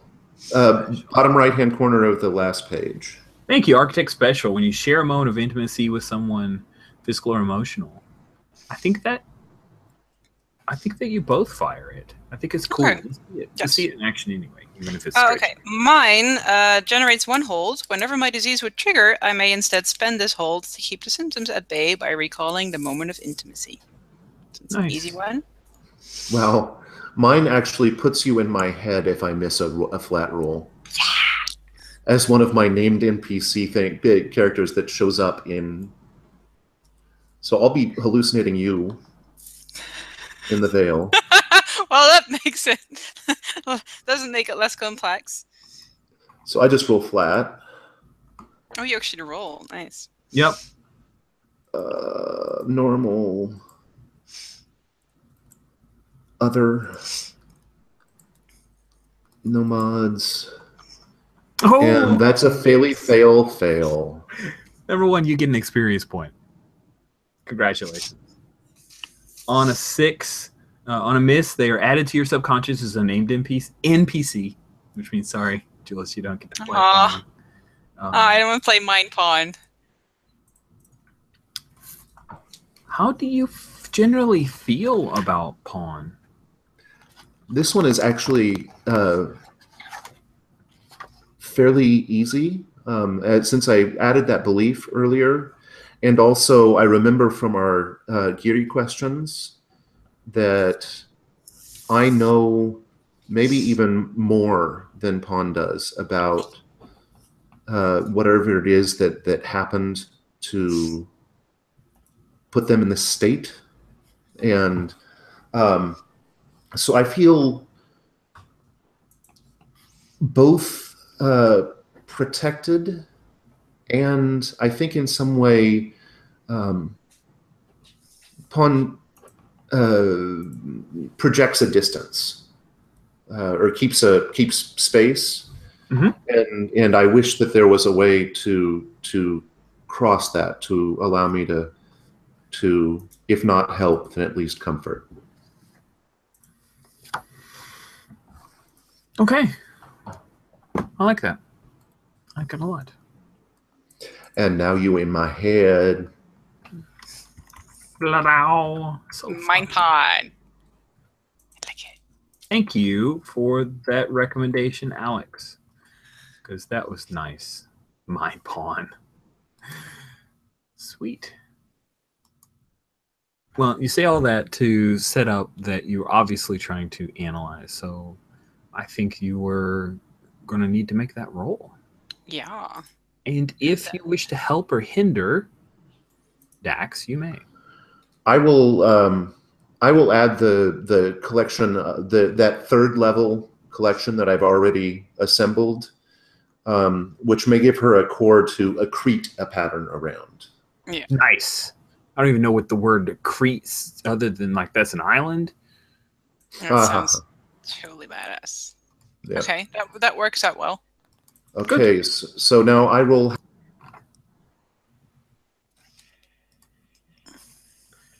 Yep. Help or hinder, you roll. So you actually roll emotionally, and that's great.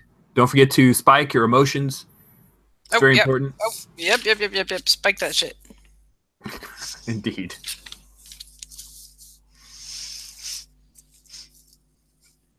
I'm going with sad, because that was kind of a melancholy, intimate moment. It was so sad.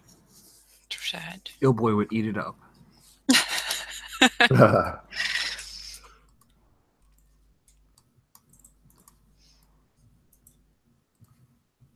And I failed.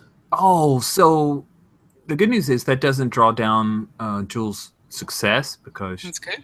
she already rolled for pawn. And the other good news is that you get an XP. There, Dax. You're going to level. That's good to lose. Yeah. Good. Yeah, so on a miss, I get a reaction. So we'll deal with that in a minute. We're going to move away to you guys. Your time is passing as you're compiling all of this data and creating this superstructure to understand where all the points of contact are. And Pawn, you will get your questions from that analyze. You get 3 questions. So go ahead and be thinking about those questions. Yeah. And of course, you can ask one, get the answer. You don't have to ask all 3 at once. Yeah.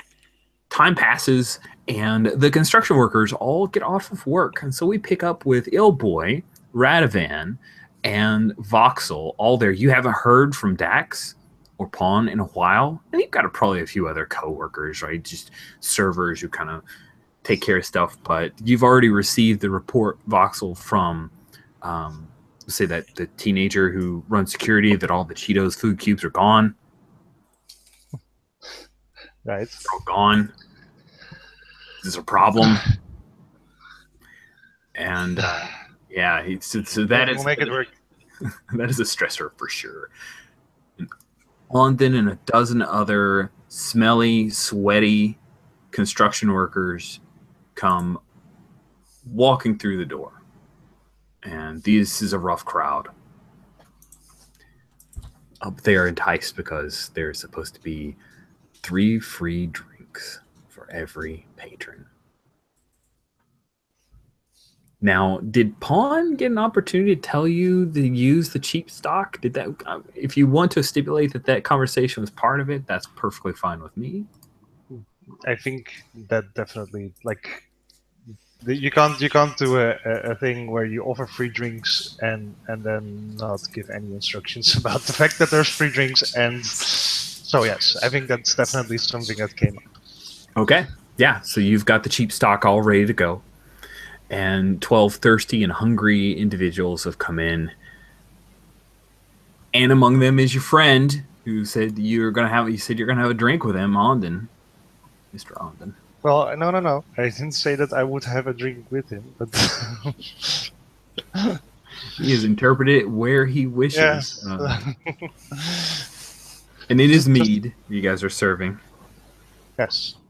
Along with any of the old stock. But this is probably going to clear that out. Oh boy. These guys will overflow the bar and crowd Voxel if you don't divert them to some other areas. And you're just not the most personable of individuals. So I'm curious how you're going to handle this. It's Ondin followed by a bunch of his mates all saddle up to the bar.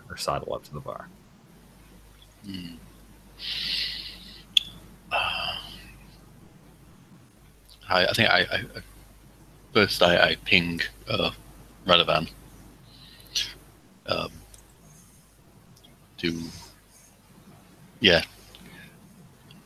I think I got the idea that it might not go well if I do it. Does that make you mad or something?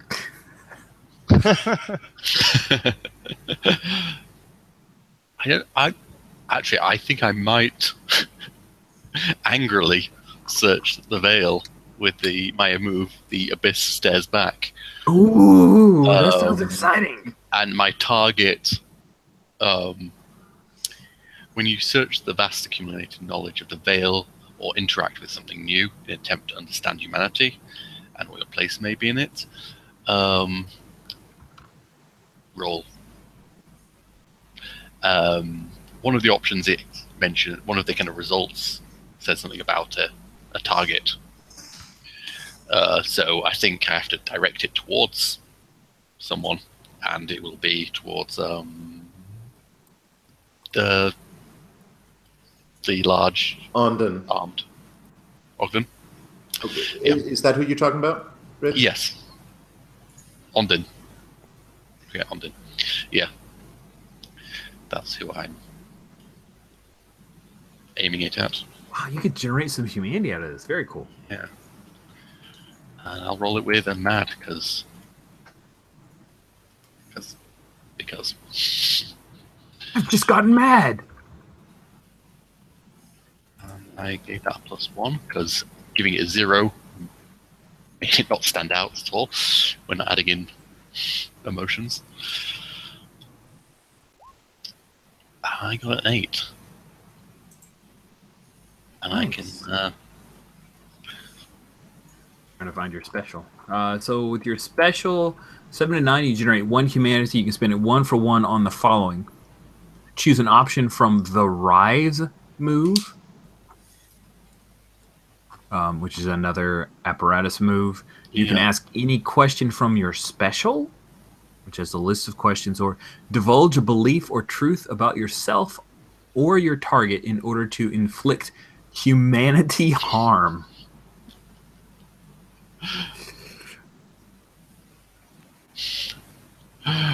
Okay,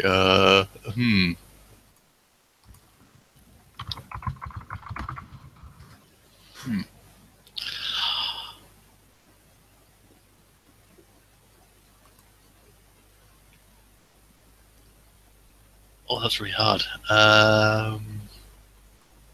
Humanity harm is mental stress that specifically causes the target to question their identity and what they believe.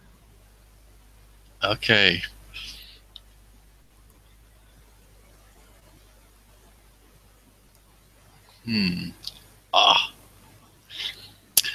I think I'm sending Radovan to kind of try and kind of spread the, there's more servers if we can serve more people and get your drinks quicker if you.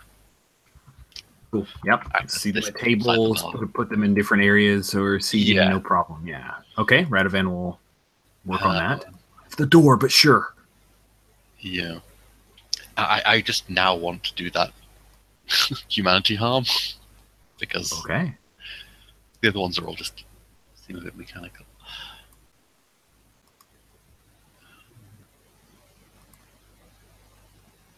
Is it divulge a belief or truth about yourself to him?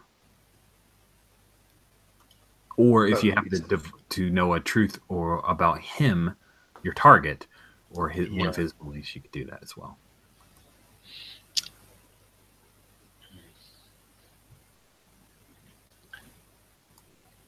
Okay, yeah. As Ondin is kind of going by, I kind of stop him with one hand against. I just put one arm to kind of stop him for a second in his tracks and wait for him to kind of respond to the. He'll turn and look at you. He knows that you have the authority here, but he also thinks you're just a Lilum, so yeah. Voxel finds you ugly. Emotionally. And I look down. And in appearance.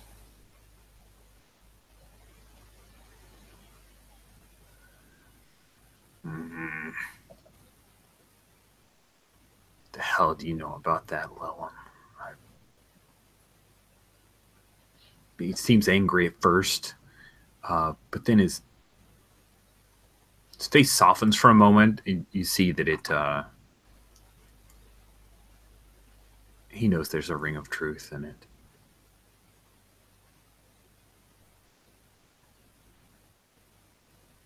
I just let him go. Bye. Wow.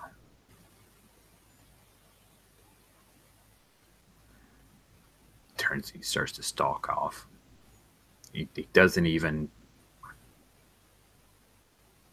speak again. Just heads for the door. Hey, Voxel, looks like Ondin's left.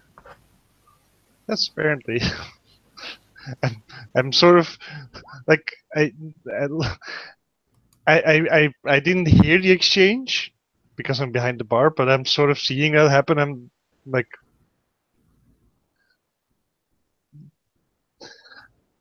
on the radio, like or on the tail, I guess. Boy, what just happened? I described your feelings towards Ondin. To Ondin. Which are? You find him ugly in appearance and emotionally. Well, that seems. Was that a correct harsh. interpretation of your feelings? Well, not quite. No. Should I rectify my mistake? You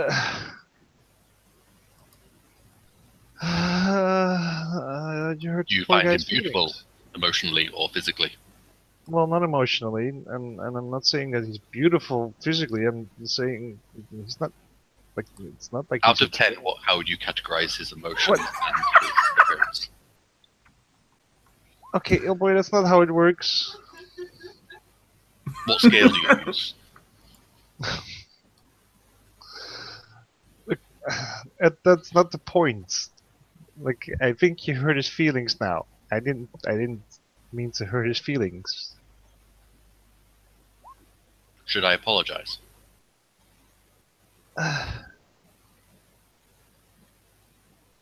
His left. Yes, that.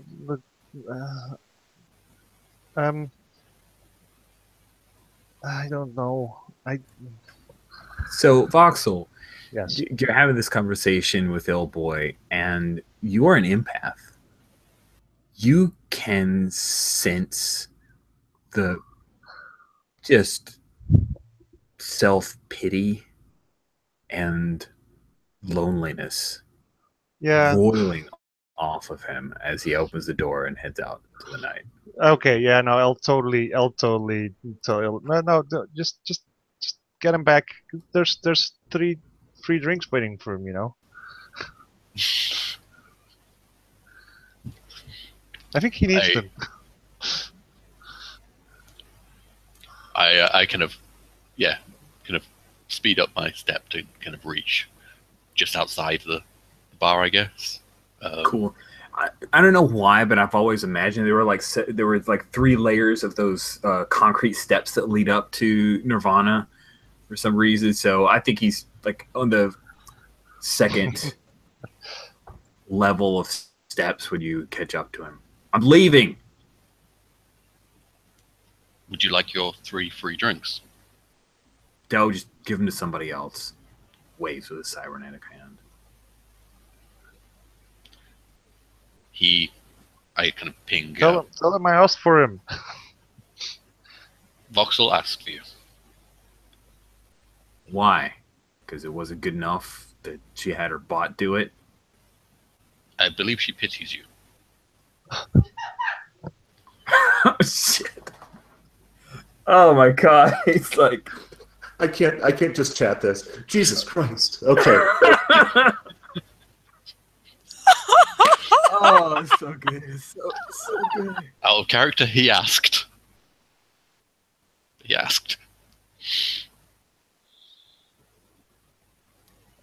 Haunted looks at you for a moment, and you recognize sadness in him. It's okay. Thanks. And he'll turn and start to hail a Johnny Cab. He's not coming in for free drinks. He does not wish to be pitied. What do you do? I start heading back. Okay. Take my post again.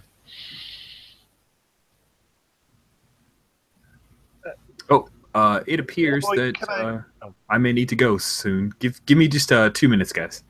All right. Oh, ill boy. Oh, ill boy. Who doesn't want an ill boy? I think I might have to have a belief of something based around honesty. And Honesty is bad. Never be honest again. yeah.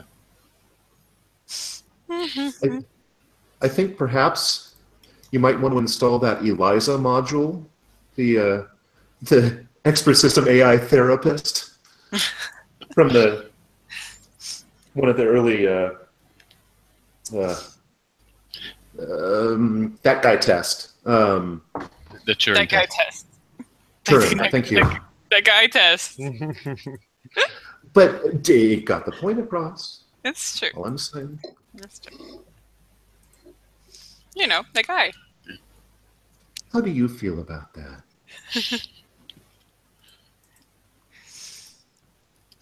Yeah, I think I'm starting to kind of analyze people's emotions and things, and starting to get a bit more of an idea of what people think. Well, you can I'm getting recognize some subtext. Getting Yes. some of it wrong. subtext. Yeah. No, you're doing great. You're getting all the subtext. You know everything. You've got this.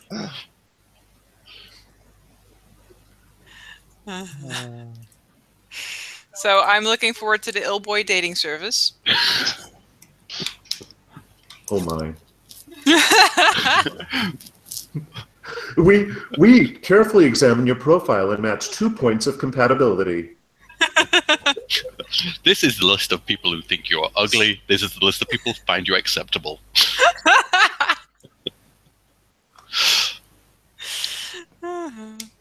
These people would like to have sex with you. But not call you in the morning. These people would like to have sex with you after 3 free drinks.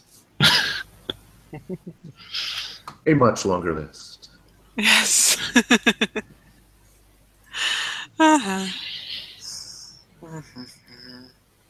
now we're stuck. Yeah. Stuck. Now in I feel stuck. bad for him. This option. Oh, only now. I already Okay. feel bad. Yeah. You ruined this poor man's Well, life. he unlocked mad, the emotion of mad in me, and now Yes. he's. And now you've gone and Now ripped I it feel on. sad.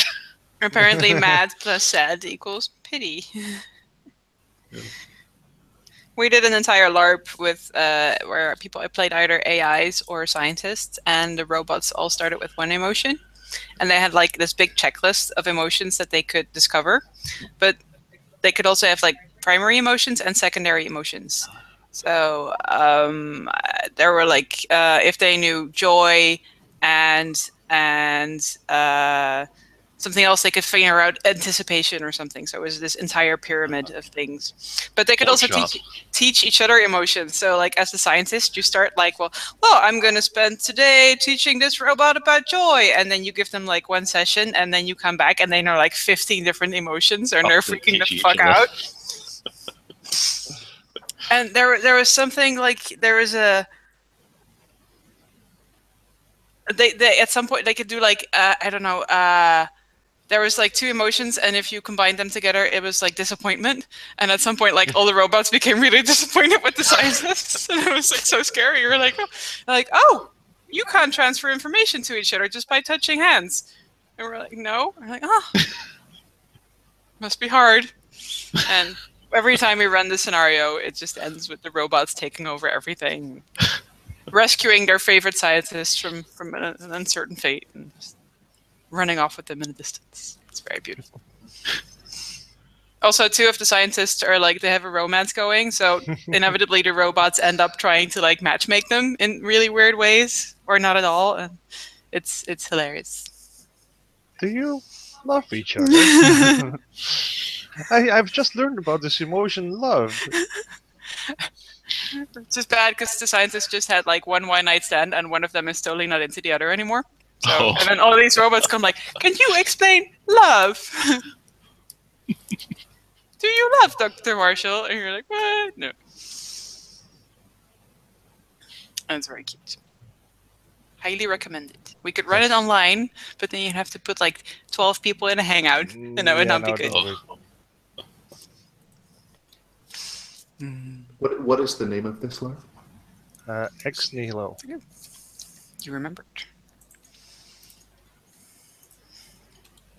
Have you ever done a LARP, Paul? Are you a LARPer? Yeah, you muted. I am not a regular LARPer, but I've done a couple things at Camp Nerdly. Okay. I did one very sad superhero one. This was a couple years ago, so I don't remember. And then I did the Jason Morningstar Machine That Tells the Future. Oh yeah, that one's fun.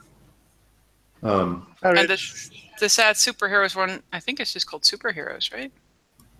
Yes, that was the one by Joanna Piancastelli. On Heroes, I think. On Heroes, or something like that, yes. I like the name Sad Heroes. Sad Heroes. Sad superheroos. That's just our mouse. That's just our mouse game. That's Sad Heroes. Yeah. Oh, yes, Masks game. Boy, do I miss our Masks game. Masks is cool. Cool. Yes, Ondon leaves. He's flags of Johnny Cab, and he is gone. So, Illboy, you headed back inside. Foxhole, what do you do when Illboy comes back inside? I'm you can just move on. No, I'm calling Illboy. Illboy, can you come over? Yes, I have approached the bar.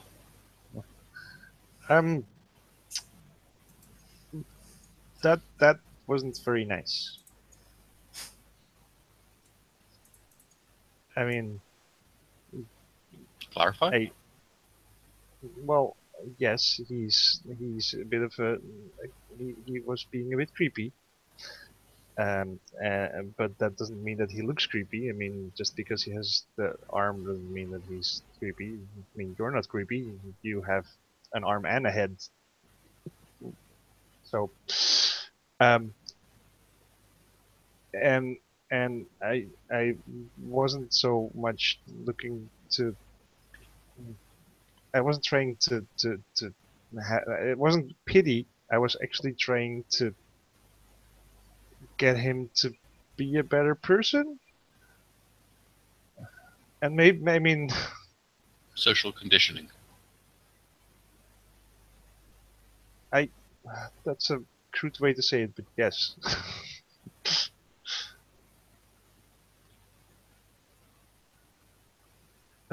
Being nice to people to make them do what you want. No. being nice to people because if they know that, maybe no one's ever been nice to him. You weren't being very nice to him, were you? He was not nice first. On multiple occasions. That's actually like hits a nervous like shit. Yeah, that's fair enough. Yeah, what goes around comes around. He sort of did bring it on himself. But So he I mean, deserved it. Nice. I mean, that doesn't mean that's just because he was being not nice that's like we have to be not nice to him. It's So what comes around does not come around. Go around. what goes around shouldn't always come around, I suppose. Maybe we should go have a bit more niceness going around, is what I'm saying.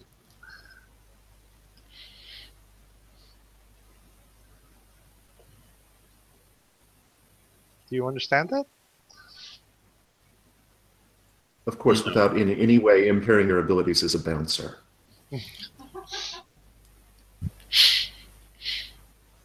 I'm like going through all my programming and seeing how it contradicts certain things, and so I'm like quiet for a moment.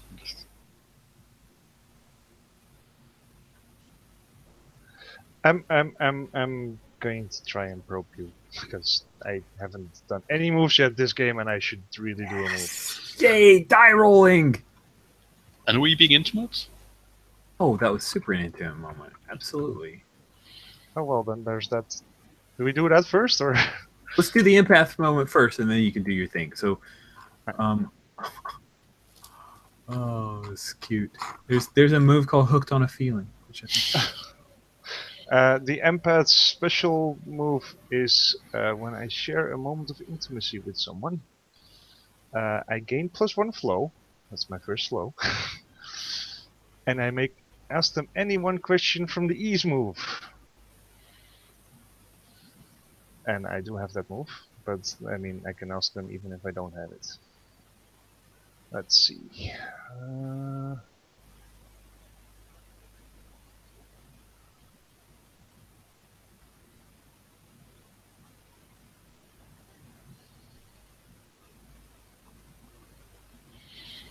What is your strongest memory, and what emotion is it tied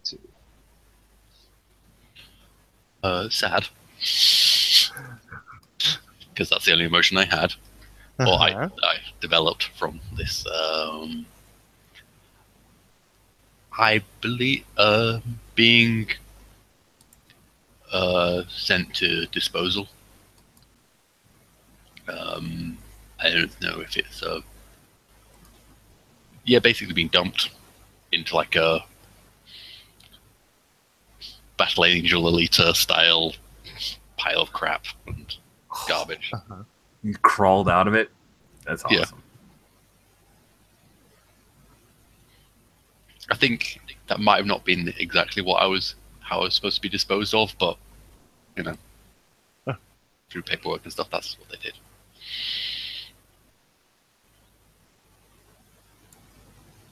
I think is that, and because we triggered that first, I think instead of using probe, because probe is tied to ease is tied to probe already, I think I will try to absorb.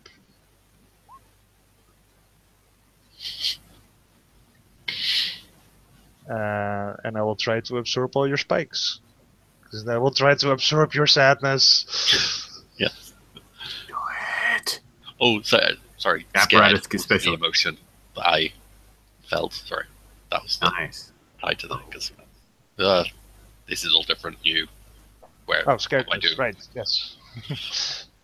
And definitely fire the apparatus special, because that is All cool. right. What was that again? I have to roll. And I can ask some questions. Yeah, some seriously interesting. Oh, goodness gracious. Or not. Or maybe, but with bad results. I don't know. Yeah, on a fail, you just don't get the questions, but I get a move, so... By the way, Take an XP. so am I wiping my spikes? Sorry. That's what I'm going to try. Oh, okay. It's a Yeah, move. no, yes.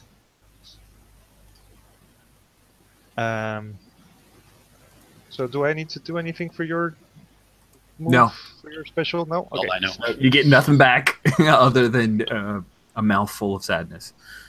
Yes. Well, I'm going to try and absorb. I actually feel sad for you, having felt that. So I will try to absorb that. Again, scared. I said sad mistake. So roll dice, and then that goes over here. Normal, sad, no other modifiers. Oh, god damn it. Well, I got an XP. So on a miss, I can choose one from the list anyway, but I also take one harm. And I get one flow. The Probably awkward interface into AI rather than the human mind. Feedback or something. Yeah, I'm going to. But the options that I can choose from are they aren't aware of what you are doing. You don't spike out on that emotion yourself, or you completely clear out or fill up all the spikes in the emotion of your choosing. And then I guess that's. I'm not sure if that's on your.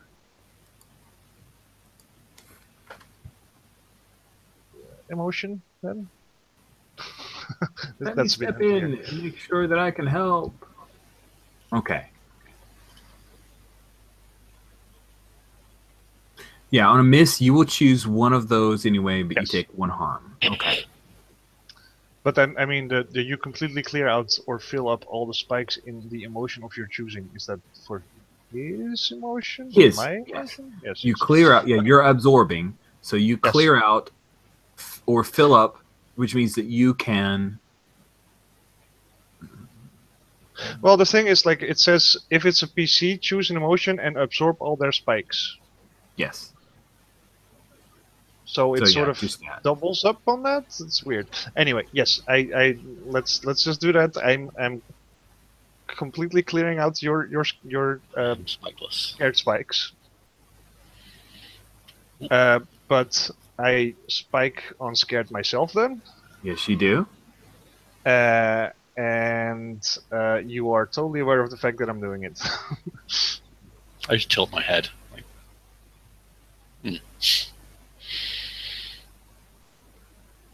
Does it feel good, or does it tickle, or is it just an awareness? Scared or mad? I don't know. One of them. Mildly confused. Makes sense. Cool.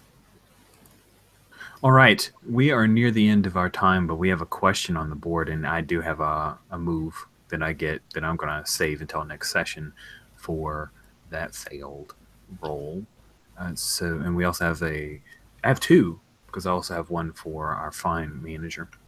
So I'll use those to construct our opening move for next session, which will be our fourth and final session. But we do have some analyzed questions. I may not answer them right away based on just time factor, and we'll see where they go. So let's ask those questions from Analyze. You got a 10, which means you have 3 questions from Analyze. Which enemy is the biggest threat? Awesome. So basically, we're trying to find Mr. Wonderland, Mr. or Mrs. Wonderland. All right. So then I can answer that one. It is Godaikin. Oh, whoa, whoa! Because you find, you being the accountant that you are, follow the money, and you are able to trace a large amount of funding to these people on an individual level through shadow organizations and fronts that tie back to subsidiaries of Godaikin. Wow. Right.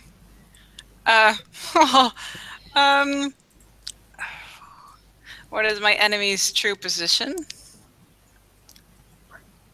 Right outside, overlooking Godaikin Club.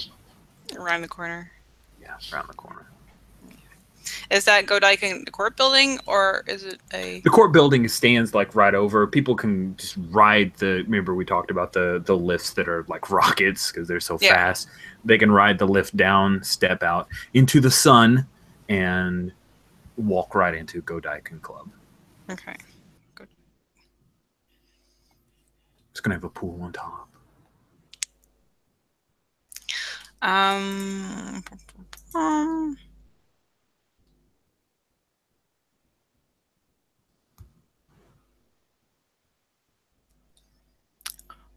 Where's my best way in? Where's your best way in? You could, with your skill set and some help from, say, an architect, forge yourself some identity as a Godaikin corporate employee. And that would be the best way to start working your way up the ladder to figure out who is engineering this particular activity. All right. Those are my questions. Awesome. So let's go ahead and bring the game to a close. Are there in the session moves in this game? I'm sorry. We need to do our XP mostly, right? Yeah, the beliefs. Yeah, I think it's the belief stuff. Yeah. Like, yeah, beliefs mostly. All right. Let's do that. So beliefs. Making sure.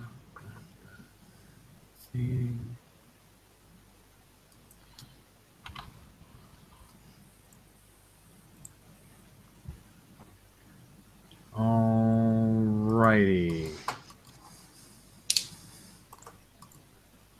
Huh. Well, I'm gonna look in the main book. Work It's again? on each playbook. It's got a thing where on the first page of every playbook. Yeah. The beliefs. It says, if a belief is tested this session.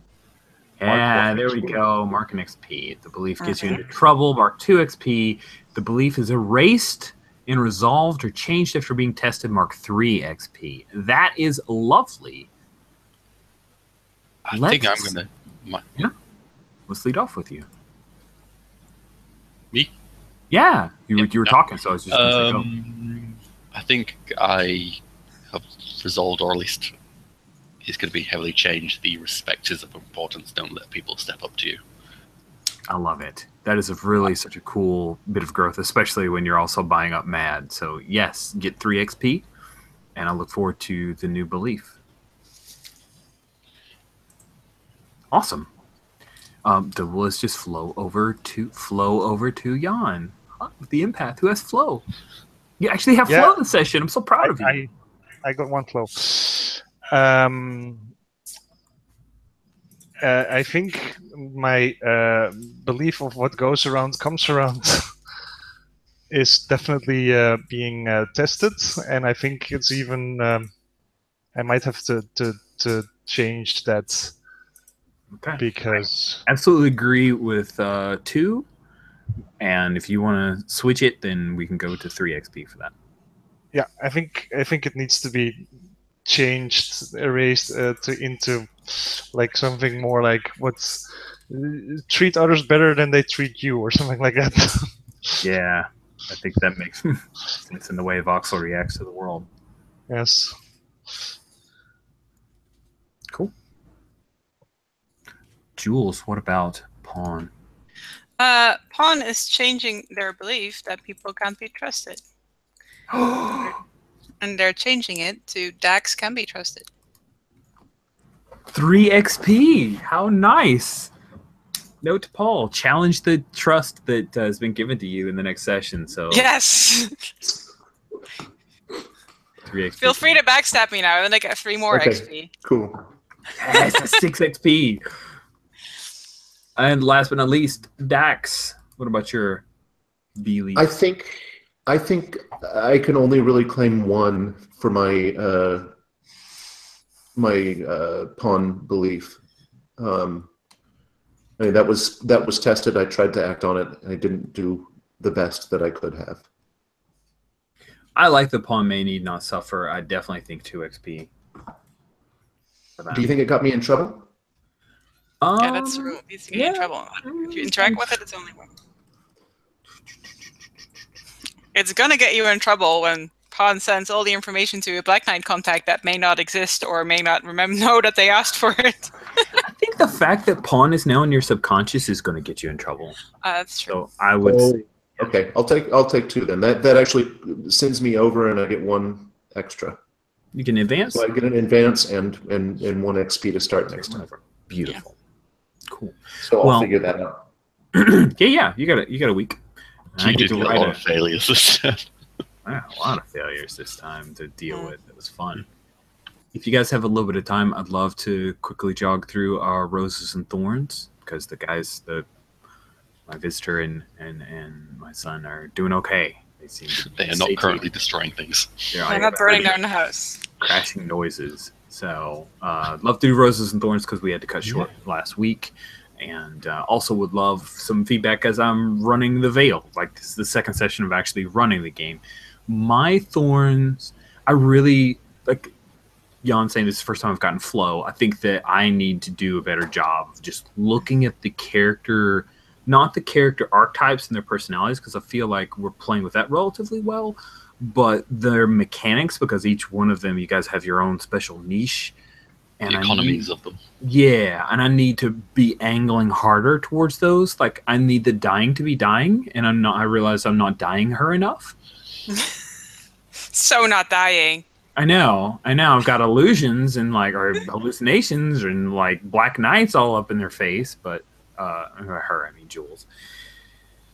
Yeah, so I think there's a definite lack there, and I'm going to redouble my efforts over the next week to at least take a specific look at all of the mechanics that drive your economies and make sure that we engage them in the last session. So let's start with Alex. What thorns did you have? What's he called? Not Big Thorn, but and I got what's that guy, Simon or something Smith 36? Cy Smith? Cy Smith. Yeah, I didn't get to see my nemesis. Oh, you're right. I was on the cusp of saying Cy Smith walks in to mock this place for being shut down. Oh, it's back up again. But I mean, I had a different target this time. I'm quite happy with that. To preview my roses. Stupid Ondin. Oh, awesome. Yeah, I agree. I should have used your nemesis. Thank you for that. Jan, what thorns did you have? I mostly noticed at some point that I hadn't rolled at all yet, and I was like, I need to try and I had some great scenes, but there was I need to get on the system here because otherwise my character is never going to advance. And I got an XP for failing. But yeah, I needed to work on that a bit, and I'm still not quite clear on how the moves work for the empath and how they interact with each other, because the flow I'm noticing now is there's only 2 of the moves that actually use flow.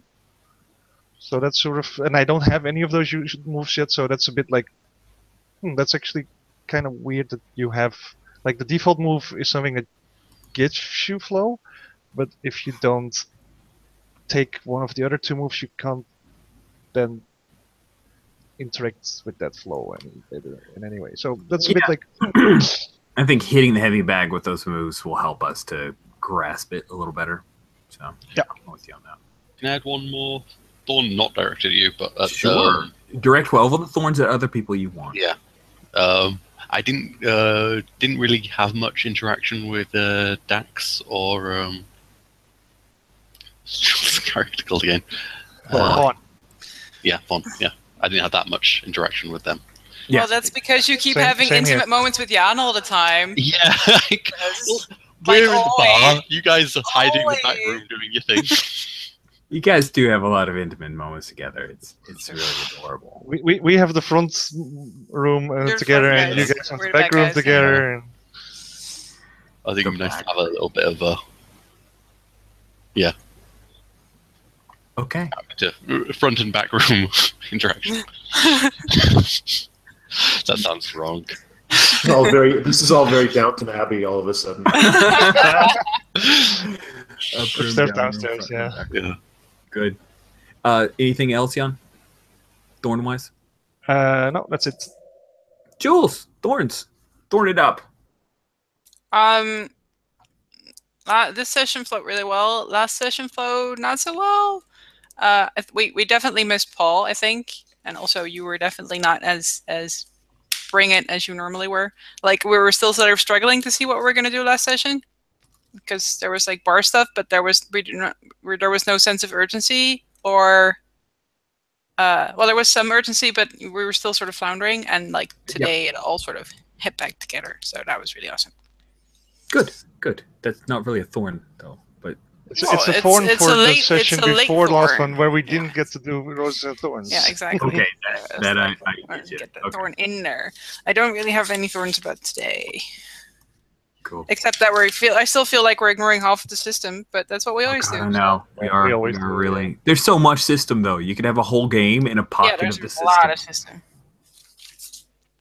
Paul, what thorns did you have, sir? That's actually kind of its own thorn. I think the game itself loses some tightness of focus because Fraser was trying to cover all of the bases, some of which don't actually exist in any genre fiction that I'm aware of. Like, some combinations of these things would be entirely novel, and I get that. But like, for instance, speaking of economies, I haven't interacted with Geary at all. Oh God, you're right. Oh, What? I need to. Well, So- we so had the- one Geary last session. Oh, okay.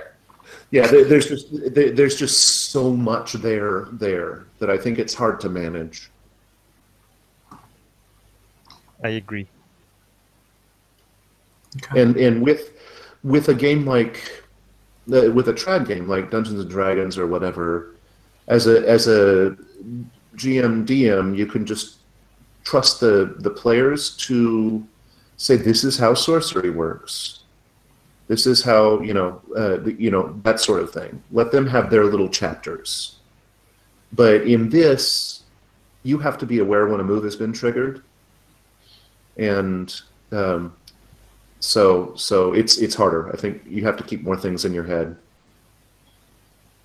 But that's my only thorn, really. Yeah, I agree with you. There's a lot there. I'll stick with you, Paul. Since people may have stolen some of your thorns, you could steal their roses if you choose. Do you have any roses you'd like to offer? Yeah, I had fun. I especially enjoyed watching IGoA navigate the morass of both metaphorical language and messy human emotions, and enjoyed. I kind of dig the fact that Pawn is now living in my head, and that's going to be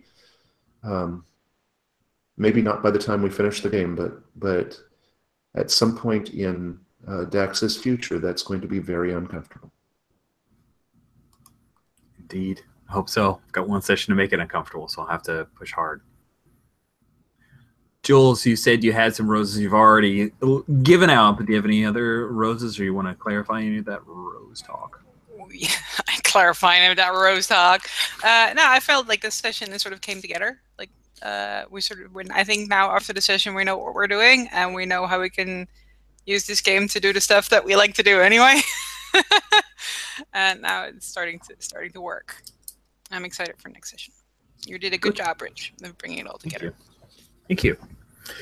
Not having fuzzy vision for over half the game is very helpful for me. It's a plus. Jan, what roses would you like to hand out to the group? I loved the interactions with Illboy. I loved the interactions, creepy though they were, with Ondin. It was a very cool exploration of like the sexual assault, sexual intimidation. Street thing. harassment. Yes, street harassment. We were talking about it offline. That Yes. I was so excited that Yam was having like the typical girl experience that every girl knows, where someone in the street comes up to you and you're like, I don't want to, but I'm trying to be nice because I'm a nice person, so I shouldn't tell them where I work. Oh damn! I just told them where I work because I was trying to be nice, and it's very, very recognizable. Very cool. It wasn't super comfy to push those buttons, but I knew those buttons existed. I've seen those buttons pushed before, so They were well pressed. So thanks. well And done, I sir. really enjoy, Jan, that you went there, right? That you went ahead and played with that, and it was cool to see that conflict. So, but I'm jumping on your roses. What else did you have? Well, that and the interactions with Illboy, which were also funny, and the misunderstandings there, and the trying to find humanity in an AI was interesting. Cool. Alex, roses? Voxel's frustration trying to explain things was great fun. Yeah, all the different facets of Ogden. Ogden? Oh yeah. Sorry, you should have named Okay. him Ogden. If I thought Ogden, I would have named him Ogden because that's a great name. He does look like an Ogden. Yeah, all the kind of facets and making me feel sympathy for him, making me feel really bad by the end. It was well played. Yeah, and yeah, just NPCs and stuff, and like before, and the fact that everyone felt like really getting into their character this session, like, you know, finding what they found interesting about the character, and be able to, everyone had direction. Yeah. I will say I'm really happy Paul was able to join us. I like Dax. I like the way the game mixes with Dax involved. I take a lot of the ownership for the directionless last session because I just wasn't putting connections together very well. And I also applaud Paul with the belief, you created a belief that was very directed and focused and timely, and then acted on it. And it was great. Like seeing Dax and how Dax cares about Pawn was super fun. And the ramifications from those actions are delicious, and I cannot wait to gobble them up. I love Pawn and Hasegawa. Jules, I know that you're a spectacular role player, but seeing you play a they them but generally male presenting player who is somewhat cowardly and has a lot of psychological damage from Hasegawa was bold, and it was really riveting to watch Pawn react that way. Like I felt a great deal of sympathy for your character. Thank you. I liked Voxel. We already mentioned it. I jumped on your own rose to say, but seeing Voxel play in that space of that is challenging, of like, you don't want to be a bitch, but like this person does not have any right to violate your space. They don't have any right for you to be nice. You don't have to be nice to them, but there is this kind of superstructure of politeness that has created this really toxic, ugly situation where misogyny lives and breathes, and it's neat to see it on screen. And it sucks that, yes, you then at the end, when the truth is told in a blunt manner, that there's this feeling of pity for this person who's done really misogynist things. Like, he still has no, like, he should be pitied. It's so weird. So I found that fascinating, and seeing Illboy say what Voxel probably wanted to say was great. So that passes along to Alex, and seeing Illboy not misinterpreting for humor, but misinterpreting because there's a part of Illboy, not always, but there's a part of Illboy that understands the kernel of truth in the really messed up ways that we interact with each other was cool. And seeing that confusion and seeing Voxel try to explain it away without lying, but there's just this certain amount of lying that, like, this is how we all interact with each other.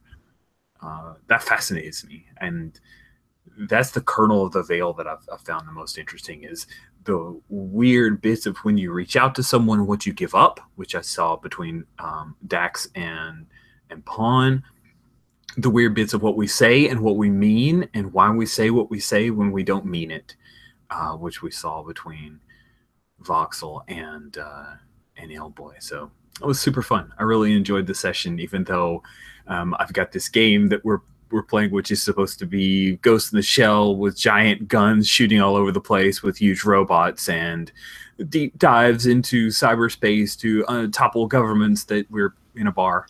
But still you do realize who you're playing with. I do. I play in my audience. Yeah. Good. So I appreciate you guys being cool with it. And I like that we still got Wonderland. We still got some corporate machinations that are going on. There's still real and present threats. It is not just sitting around pretending to drink alcohol and talking about problems. It's not just that.